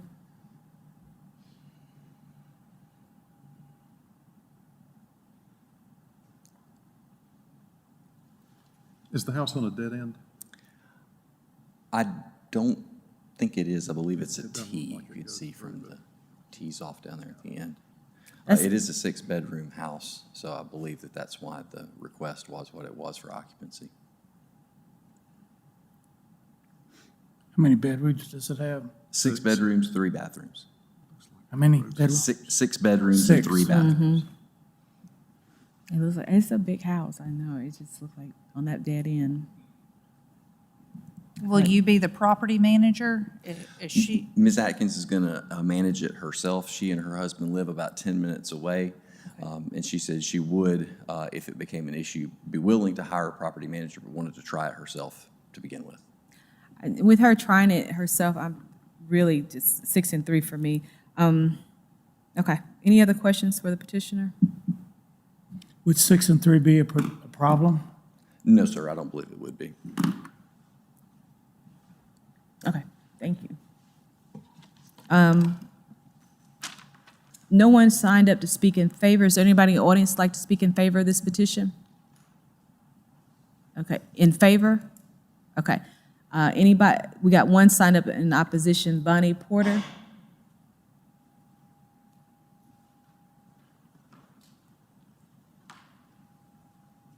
Thank you. If my voice sounds shaky, it's because I'm about to freeze to death. Man, it's cold in here. Bonnie Porter, 4070 Will you East pull the Lake. mic down to you? I'm short. Okay. Bonnie Porter, 4070 East Lake Drive. And we had a neighborhood meeting, and so some of our people in the neighborhood was just concerned. We've never had a short-term rental before. So we did not know, or do not know, what to expect. And after sitting through part of this today, it's kind of understandable to have some people thinking we may not even want this. But beside the point of that, we was concerned about how many people would be allowed, how many vehicles would be allowed, and the noise problem, will there be one? The neighbors that's living there close to that house, she was concerned about that. And since it is a larger house with that many bedrooms, is this going to be a party house? So that is our concern. And so the only thing I knew to do was just come out here and ask that. Also, if there is a problem, if y'all accept this, we need to know who to call and a telephone number. And because late at night, you can't call 311. And, you know, so that's our questions for our neighborhood. Okay? All right, thank you. Great question, Ms. Bonnie. Anybody else like to speak in opposition? Okay, on behalf of Ms. Atkins, would you like to respond to that?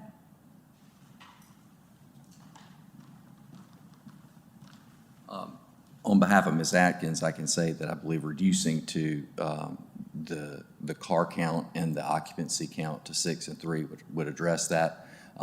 Ms. Atkins does, I believe, have cameras installed at the property and is sensitive to this issue. I know it's always an issue with short-term rentals, and she will monitor that very closely. Like I said, she lives very close by and will be responsive. Do you think will you relay that they would like for her to share her information or how they could contact her? Absolutely, we'll be happy to do that. Especially the adjacent neighbors. Right. If they had an issue, rather than calling 911, could call her. to address I will let her know that. I'm sure she'll be willing to do that. All right, thank you. Thank you. All right, we'll close public comment and go to board comment. I have no issues, and I'm also in favor of reducing the numbers to 6 and 3. Yes, I agree. It is a large house with 6 bedrooms, but as we've seen, large houses can bring in a lot more people. So I think limiting that gives Ms. Atkins an opportunity to try this, and we have the mechanism, 30 days probation. If it's not done well, she will not get it next time. And I agree. I just feel like with her being her first time doing it, we saw what a professional went through and how hard it was to detect. I can only imagine somebody on their own with that many, it could just get out of hand. So I say start with 6 and 3, see how that goes, and then when they come back for renewal, then maybe can go up from there, or maybe she, know from there. So that's what I'm in favor of, 6 and 3. I have no issues. I agree with 6 and 3. Okay, we'll close board comment. I'll read the petition. ZBA-69-26, High-End Atkins petitions for a special exception to allow the short-term rental of a property located at 4165 East Lake Drive, zoned SFR-1, Council District 6. 6 adults, 3 vehicles, 30 nights, 1 year probation. Voting? Yes. Yes. Yes. Yes. Yes. Petition is approved.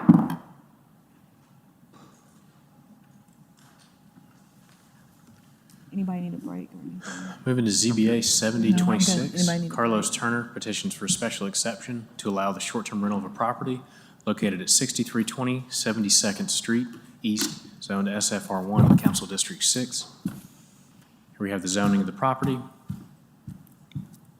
and an aerial view. These are short-term rentals in the area. Here's a view of that property from the street. Carlos Turner will be the primary contact and available 24 hours a day. The petitioner has experience assisting others in managing short-term rentals, but this will be the first one that they're responsible for primarily. The house is equipped with interior and exterior cameras, keypad locks, interior and exterior noise monitors, and 24-hour monitoring by Simply Safe Security. The house is owner-occupied. When rented, the petitioner will stay at a secondary address. The house has 6 bedrooms and 4 bathrooms. They're requesting 12 adults and 6 vehicles.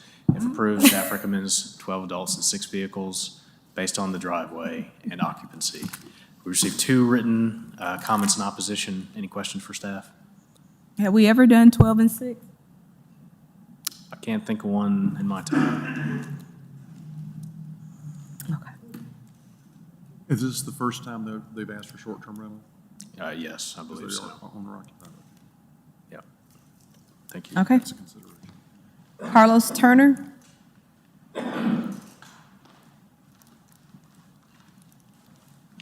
Good evening. Carlos Turner, 6518 Julia Pearl Lane, Cottondale. I would like to start by saying me and the owner went back and forth about the count, and ultimately he overruled me. That's how we ended up with the 12 and 6. What were you asking? What did you tell him to ask for? 8. 8 and 4? I told him 8 and 4. Okay. That way we wouldn't have to utilize the garage. Basically, nothing would be on the street. Everything is exterior to the house. Okay. My background is in IT and also security. I'm ASRB certified trainer too, so I train security guards. So my expertise is responding to situations of that nature, crowd control. I've worked in security off and on for about 10 years. The property initially, the owner is actually military, and so when he purchased the property, he ended up being shipped out. He's actually, as soon as he got back, he's away temporarily right now, likewise. So that's kind of how we got to where we are now. Through our expertise just with security, we've taken a lot of precautions. We have a number of different plans just through the military background, have what I call a good neighbor plan. We've measured distance to the local houses. The closest house, which is on the top of the hill, is 30 yards. Next closest house is 59 yards, and so on from there. Each of those houses, except for the one adjacent to it, is covered by shrubbery, trees. It's a heavily wooded area. It is a log cabin, so taking that into account, it is, in terms of sound dampening, we do have that. Exterior cameras, as mentioned, locks. With this being the only property, that's basically where our attention will be, verifying, making sure the cars match the license plates that were submitted, things of that nature. Like I said, just being able to be thorough, utilizing the security background. Okay.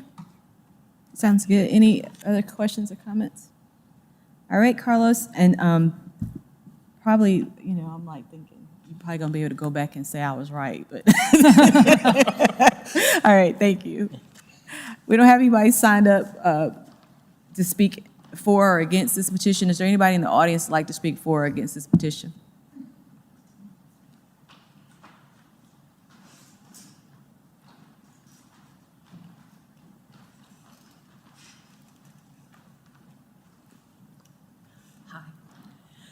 I'm Lynn Matthews, and I live at 7103 63rd Avenue East, Cottondale, Alabama. It is the property that has a property line adjacent to this house. And when I came here, I didn't know if I was for or against this. First of all, I have several questions about this.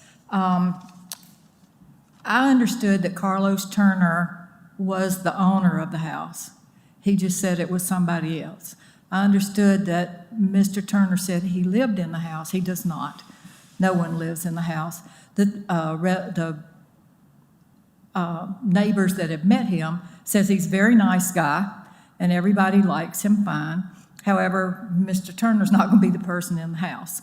As you saw the pictures of the house, one of the things that you had mentioned with the party was this is in a neighborhood, it's not back in the wood. This house is back in the woods, completely surrounded by trees. You can easily walk from that house to my house because there's no fence or anything like that. I am a single elderly widow that lives by myself in the house, as I said, adjacent to it. He had mentioned that originally that there was 10 beds, room for 20 adults and 10 cars. You know, have 20 people and 10 cars without having a party there. However, it said it'd be approved for less than that.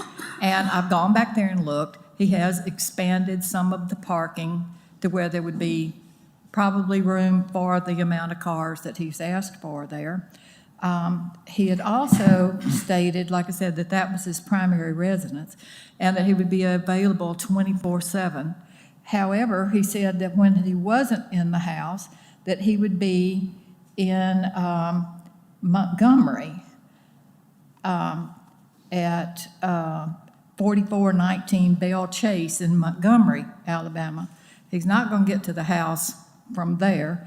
Also, that his primary residence is 6518 Julia Pearl Lane, which is 1.3 miles away from the house and 4 minutes approximately away from it. If that's where Mr. Turner is, and he's going to be there, I feel pretty comfortable with that.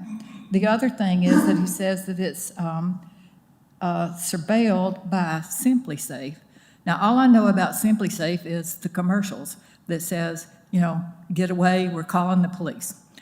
I don't want the police. Ours is a very private neighborhood.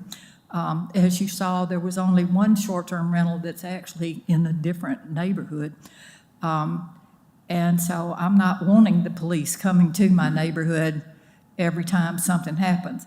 I feel like if the number of people were limited, and again, as the other lady asked, if we have a phone number, who the person is we're going to get in touch with, that it would be something that I would be okay with. Okay. Okay. Thank you. We appreciate your comments. All right, you can respond. So clarify, are you Carlos Turner? Yes, I'm Okay. Carlos Turner. But you don't live in the house? No, the owner name is Kari Bell. Carl Bell. Kari. Khari. Kari Bell. Kari Bell, okay. So, like I said, he's in the military, and so that's who actually did a lot of the work that you saw on the outside. He's currently away for 3 weeks at a hybrid course for Captain Career Course. Now, are you going to be in Montgomery or down the road? So I'll be here in Tuscaloosa. My residence is Julia Pearl Lane, 6518. That's where I live. That's where I reside. Okay, all right, so we got that, that you'll be the one to contact and the Yes. 24, getting there and everything.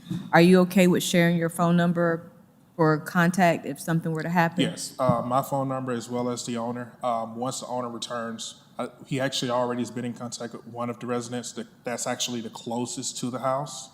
Now, where will the owner, so when the owner is out of town, you will be the contact? I'll be the contact. Where will he stay if he's the one? His father stays in Montgomery.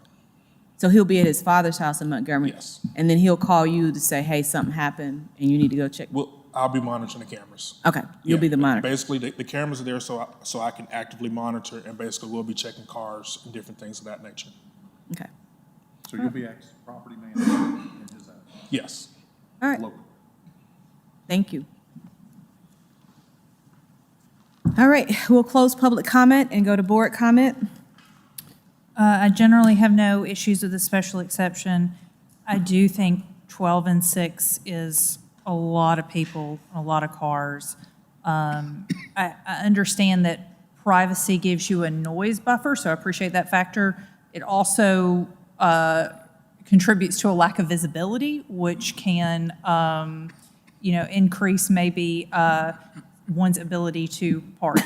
So for that reason, I would rather see 8 and 4 instead of 12 and 6. I think that would address some of the concerns with the number of people. I'm supportive of 8 and 4 as well. It's the first time you've done it, so you're going to get a 30-day probation, and if you do well, you can go up to 45 the next years. The other things, the neighbors are concerned, but they seem to be very willing to work with you. So I would like to do the 8 and 4, and I appreciate the technology. You've got the cameras you can monitor, and you're a mile away, or mile 0.3. So I agree, because 12 and 6, I know in those woods, that's going to be a party. That's just automatically right there.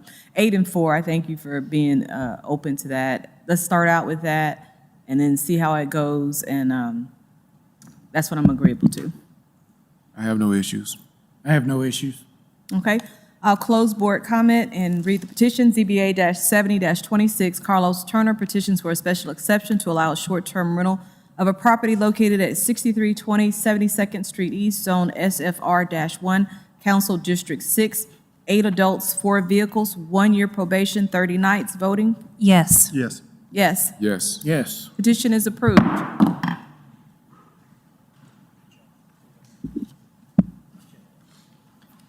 Moving to ZBA 7126, Tom and Laura Gonering, petition for a special exception to allow the short-term rental of a property located at 1628 Fifth Avenue, zoned SFR4, Council District 2. Here we have the zoning of the property. This is in the Forest Lake subdivision, east of Hackberry. And an aerial view. Here's short-term rentals in the area. And here's a view of the property from the street and the parking. Tom Gonering will be the primary contact and available 24 hours a day. The petitioner has experience managing 3 other short-term rentals. The house does not currently have any security measures, but they do say it's a work in progress.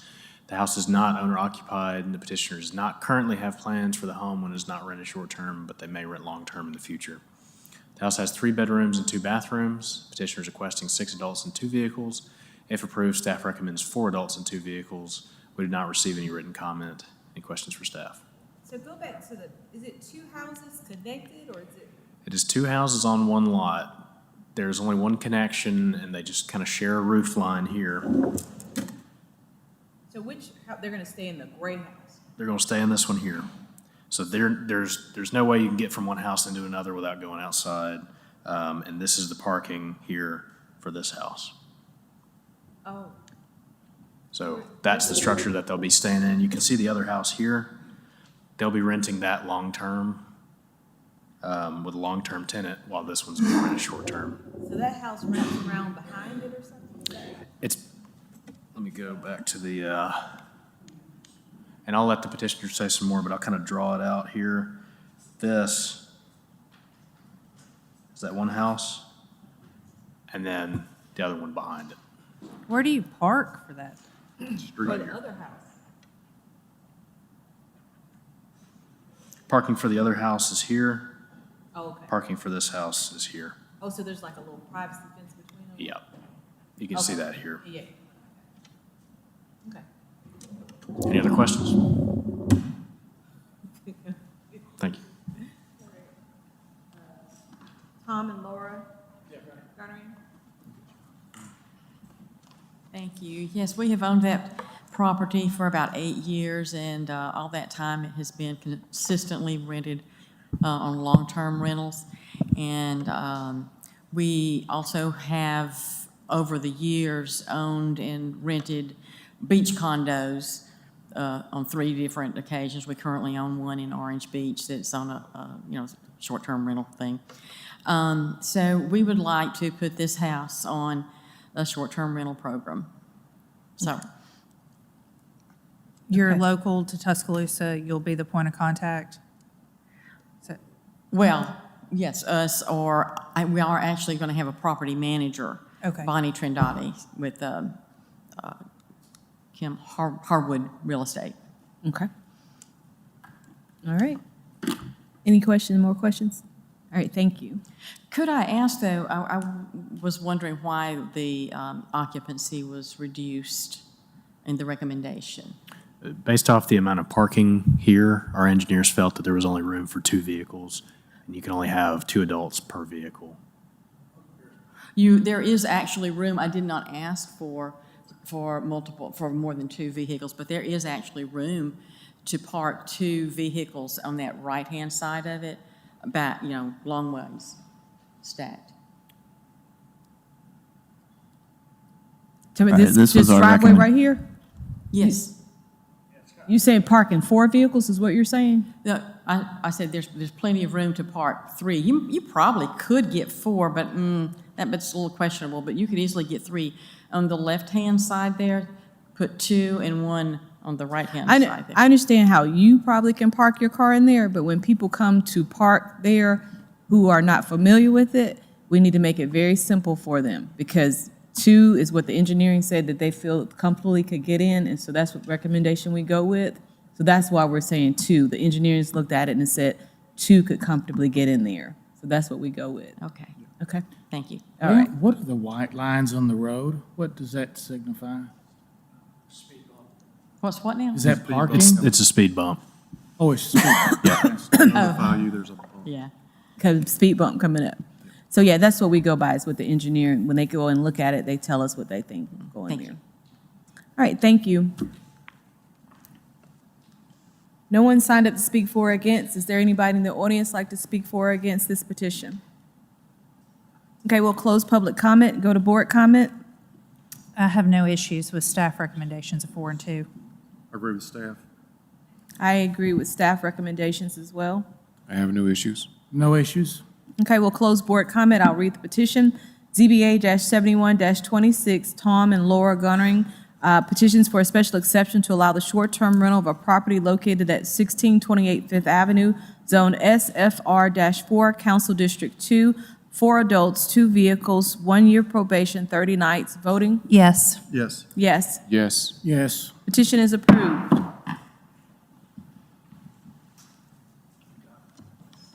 Moving to ZBA 7226, John McDougall, petitions for special exception to allow the short-term rental of a property located at 110 Circlewood, zoned to SFR3, Council District 6.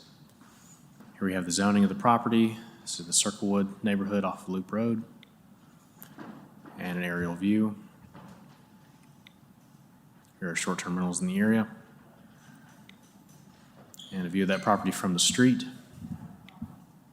the driveway, and some of the parking in the rear. Josie Drain will be the primary contact and available 24 hours a day in case of an emergency. The petitioner's property manager has experience managing several short-term rentals. The house is equipped with a doorbell camera and keypad locks. It is not owner-occupied. When not rented, the house will remain vacant. The house has 5 bedrooms and 4 bathrooms. Petitioner is requesting 8 adults and 4 vehicles. If approved, staff recommends 8 and 4. We did not receive any written comment. Any questions for staff? Thank you.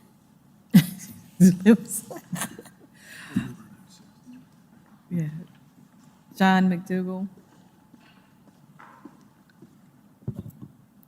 Good evening, I'm Josie Drain, 12034 Hemlock Avenue, Brookwood, Alabama, 35444. I just sold this property a few weeks ago to my client. He lives out of state, his daughter goes to UA. She will probably live in it in a few years, but for now, he wants to short-term rental it. Okay. Who's the point of contact? Me, I'll be managing the property. You're in Brookwood? Yes, I live like 16 minutes from the house, though. Okay. Yeah, and all my work is in Tuscaloosa. So Circlewood is a neighborhood and it's got small streets, small streets, and it's tight in there. I know it's got a lot of parking. I know y'all got experience and all that. I don't like 8 and 4 in Circlewood. It just, 6 and 3 would be better for me. And I know that's a neighborhood with a lot of, so that's just my opinion of what I'm looking at. I know the house is a big house and everything, but not all the neighborhood is like that. So I just feel like, and it's in the back of the neighborhood too. So for me, that's what I'm looking at. Do you know the square footage? I do. It is 2372. It actually has a separate entrance for like a mother-in-law suite, and it's a studio with a, yes, you probably saw it in one of the photos. But yeah, the back parking is pretty big. But I understand where you're coming from. Okay. Any other questions?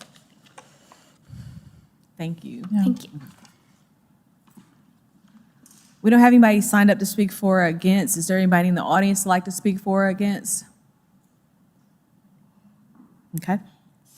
We'll close public comment and go with board comment. I have no issues, and I'm fine with the 6 and 3. I think, given it's first time it's been short-term rental, and it's in a back where you could have more activity, I'd go with 6 and 3 as well.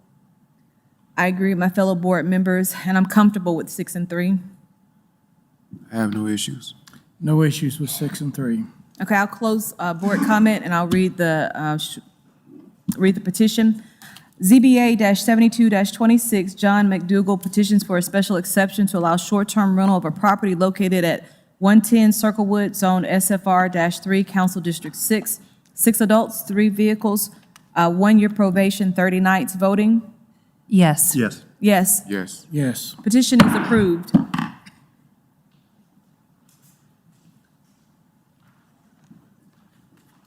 Moving to ZBA 7326, Fernando Maldonado petitions for a special exception to allow the short-term rental of a property located at 919 Snows Mill Avenue, Zone SFR2, Council District 3. Here we have the zoning of the property. This is just north of Rice Mine. And a view of that property from an aerial view. Here is the short-term rentals in the area. And a view of that property from the street. Fernando Maldonado will be the primary contact and available 24 hours a day. Petitioner does not have experience with short-term rentals. The house is equipped with cameras, keypad locks, and an alarm system. It is owner-occupied. When rented, the petitioner will stay with their parents. The house has 3 bedrooms and 2 bathrooms. The petitioner is requesting 6 adults and 2 vehicles. If approved, staff recommends 4 adults and 2 vehicles. We did not receive any written comments. Any questions for staff? Could you put the map back up again, please? Sure.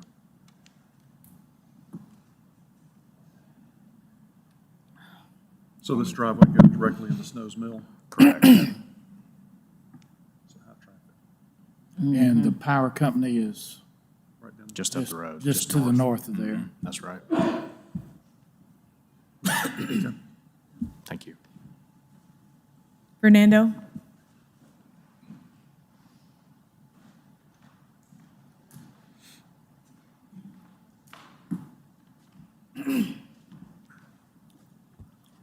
Hey, my name is Fernando Maldonado. I stay at 919 Snows Mills Avenue, Tuscaloosa, Alabama, 35406. I'm requesting a special exemption to do a short-term rental for this 3-bedroom, 2-bath house. Is this your primary residence? Yes, sir. Okay. And you understand why the staff recommended 4 and 2? I'm sorry? You understand the recommendation of 4 and 2? Yes, ma'am. Okay. Any other questions? You're the main point of contact, and you'll Yes, be ma'am. in town. Yes, ma'am. I'll stay at 6212 Green Acres Drive, which is in Cottondale. All right. Thank you. Yes, ma'am. We don't have anybody signed up to speak for or against. Is there anybody in the audience like to speak for or against this petition? Okay, at this time, we'll close public comment and we'll go with board comment. Oh, sorry. I have no issues. I'm in favor of 4 and 2. I have no issues, I agree. I agree with my fellow board members. I have no issues. No issues. Okay, at this time, we'll close board comment. I'll read the petition. ZBA-73-26, Fernando Maldonado, petitions for a special exception to allow the short-term rental of a property located at 919 Snows Mill Avenue, Zone SFR-2, Council District 3, 4 adults, 2 vehicles, 1-year probation, 30 nights. Voting? Yes. Yes. Yes. Yes. Yes. Petition is approved. ZBA 7426, Danielle Fahey, petitions for special exception to allow the short-term rental of a property located at 1416 30th Avenue East, zoned SFR1, Council District 5. We have the zoning of the property just north of Veterans Memorial. Here's an aerial view. Short-term rentals in the area. And a view of that property from the street and the driveway. Danielle Fahey would be the primary contact and available 24 hours a day. They do not have experience with short-term rentals. The house is equipped with keypad locks. It is not owner-occupied. When rented, the petitioner will stay with family and friends. House has 4 bedrooms and 3 bathrooms. Petitioner is requesting 10 adults and 5 vehicles. If approved, staff recommends 8 and 4. We did not receive any written comments. Any questions for staff? Go back to the aerial view.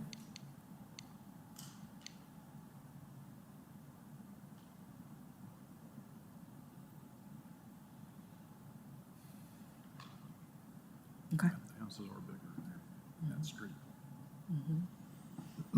Okay.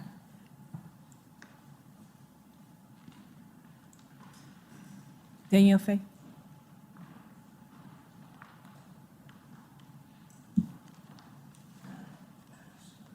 Hello, my name is Danielle Fahey. I live at 1416 30th Avenue East, Tuscaloosa, Alabama 35404. And this is my husband. I don't know if he's allowed to speak with me. Yes. Yes, okay. Can I just have him speak because he knows all of the Sure. information? Okay, great. So this is our first time doing an Airbnb rental. In the off event that we're not directly available in town, we've also partnered with Jacqueline Harrison. She owns and operates 5 short-term rentals in Northport, and we figured it'd be a good idea to have somebody with experience guiding us. We spoke to some of our neighbors. We do know have concerns. I believe somebody is here to speak against this proposal later tonight. We'd like to alleviate those concerns, so we'd be happy to drop to 6 and 3, because the last thing we want is parties, right? We want to offer an opportunity for people that maybe went to UA and now work in Birmingham or something and want to come down, see a game or whatever. We will be adding noise monitors, so and we have cameras, so we should be alerted if there's too many people in the house or anything like that. Yeah, and I think that's about it. But really, you know, we'd like to make sure no parties happen, and we'd like to alleviate our neighbors' concerns as much as possible. How long have you guys lived in this house? 1 year. 1 year. Yeah. We like that it's your house. That's better. All right, thank you so much. Thanks. All right. We don't have anybody signed up to speak in favor or against. Is there anybody in the audience that'd like to speak in favor or against?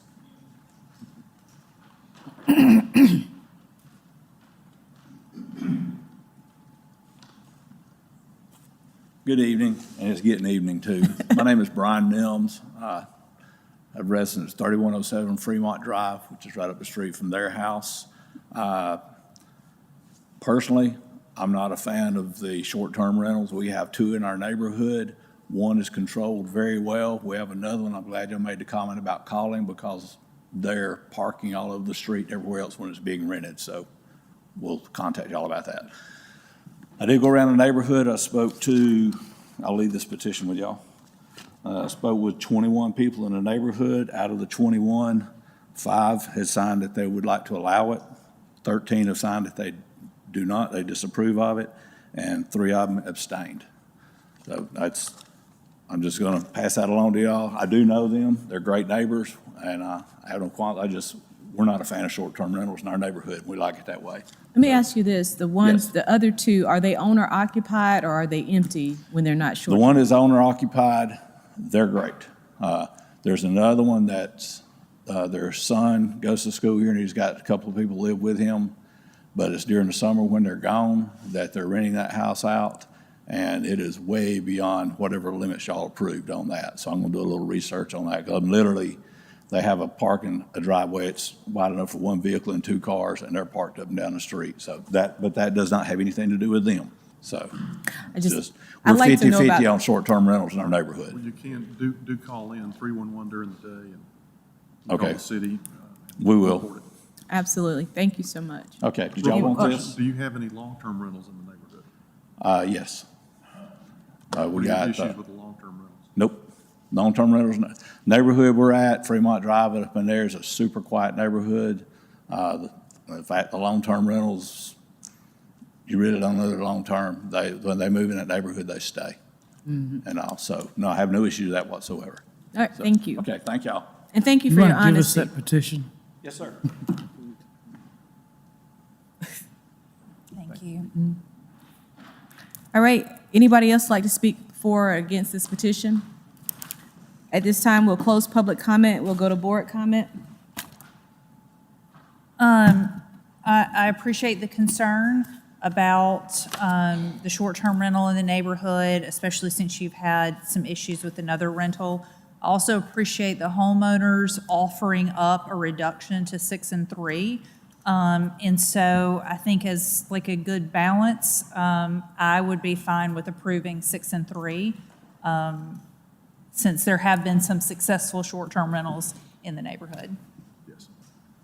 And I'm echo those comments, and given it's the first time you short-term rental, I think it's good to start out. You're on probation your first year anyway, 30 days. And as I was noting, if you own the home and you short-term rental it, you tend to be better with it than if it's vacant or you're not there all the time, because you don't want anybody tearing your house up. So I'm supportive of that. 6 and 3, thank you. And we can't be partial to owners, being in the house, but we like it. We do like it. Because you're not going to let 20 people come and party at your house. You want to be able to come back to your house. So I'm in favor of the 6 and 3. I have no issues. I have no issues. Okay, at this time, I'll close board comment and I'll read the petition.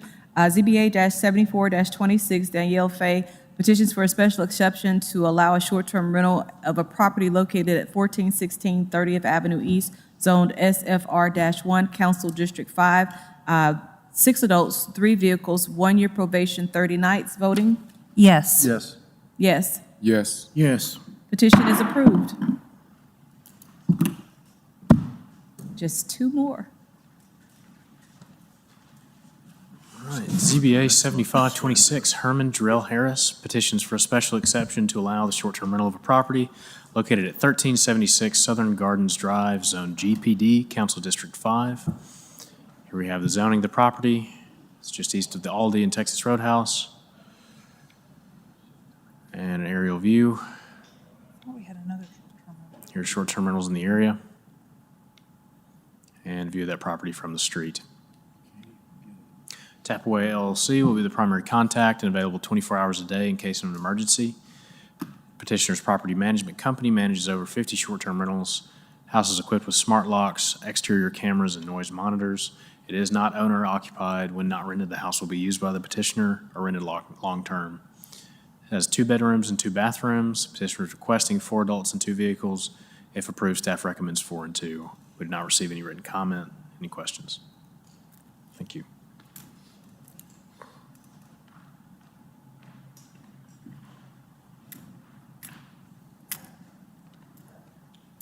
Tanner Ashcraft, 1120 Queen City Avenue. Another one, 2-bedroom, 2-bath. The owner uses it a good bit when he comes to town, but would like to do short-term rental and midterm stays, when that time's right for that. Do you manage any of the others that are in that? Not in the neighborhood, no Not in ma'am. that one. Not of the other ones in there. I have managed one in there before. Owner, he's local, he manages it now. Okay. Thank you. No one signed up to speak for or against. At this time, is there anybody in the audience like to speak for or against this petition? Okay, at this time, we'll close public comment. We'll go to board comment. I have no issues with 4 and 2. I'm in favor. No issues. I have no issues as well. No issues. No issues. Okay, at this time, we'll close board comment. I'll read the petition. ZBA-75-26, Herman Jarrell Harris, petitions for a special exception to allow the short-term rental of a property located at 1376 Southern Gardens Drive, Zone GPD, Council District 5. 4 adults, 2 vehicles, 1 year probation with 30 nights. Voting? Yes. Yes. Yes. Yes. Yes. Petition approved.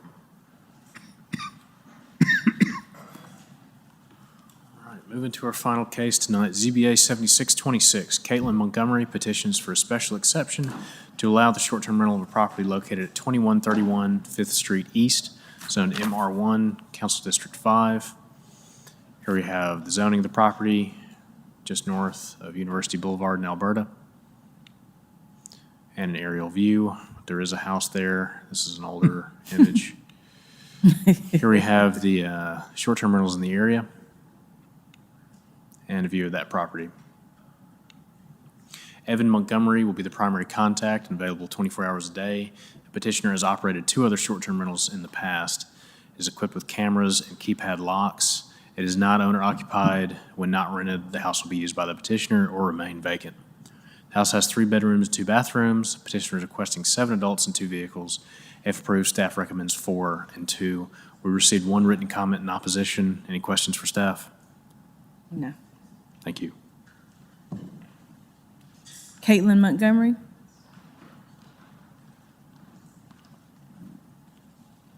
My name is Evan Montgomery. I'm representing Caitlin Montgomery. I live at 865 Parkview Drive, Tuscaloosa, 35401. My parents bought this house originally because my brother is attending Alabama this year, like myself.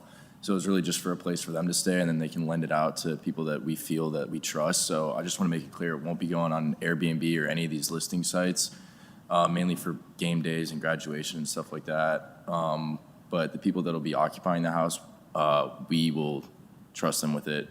And like I'm a student here, so I won't be available 24 hours a day, but if something needs tending to, Jaron and Lauren Stewart are also going to be the property managers along with myself.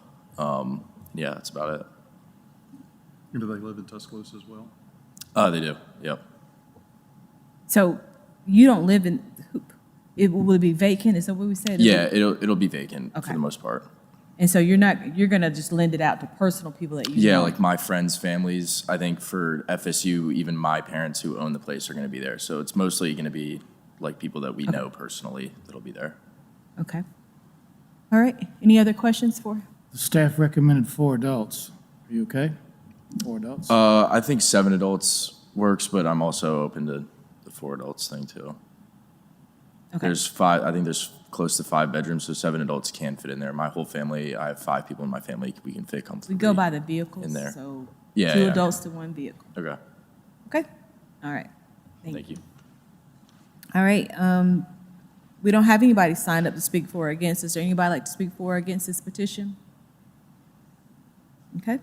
At this time, we'll close board comment and we will close public comment and go to board comment. I have no issues with 4 and 2.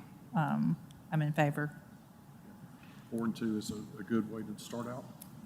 I agree with my fellow board members. I have no issues. I'm in favor. Okay. No issues with 4 and 2. At this time, I'll close board comment and read the petition.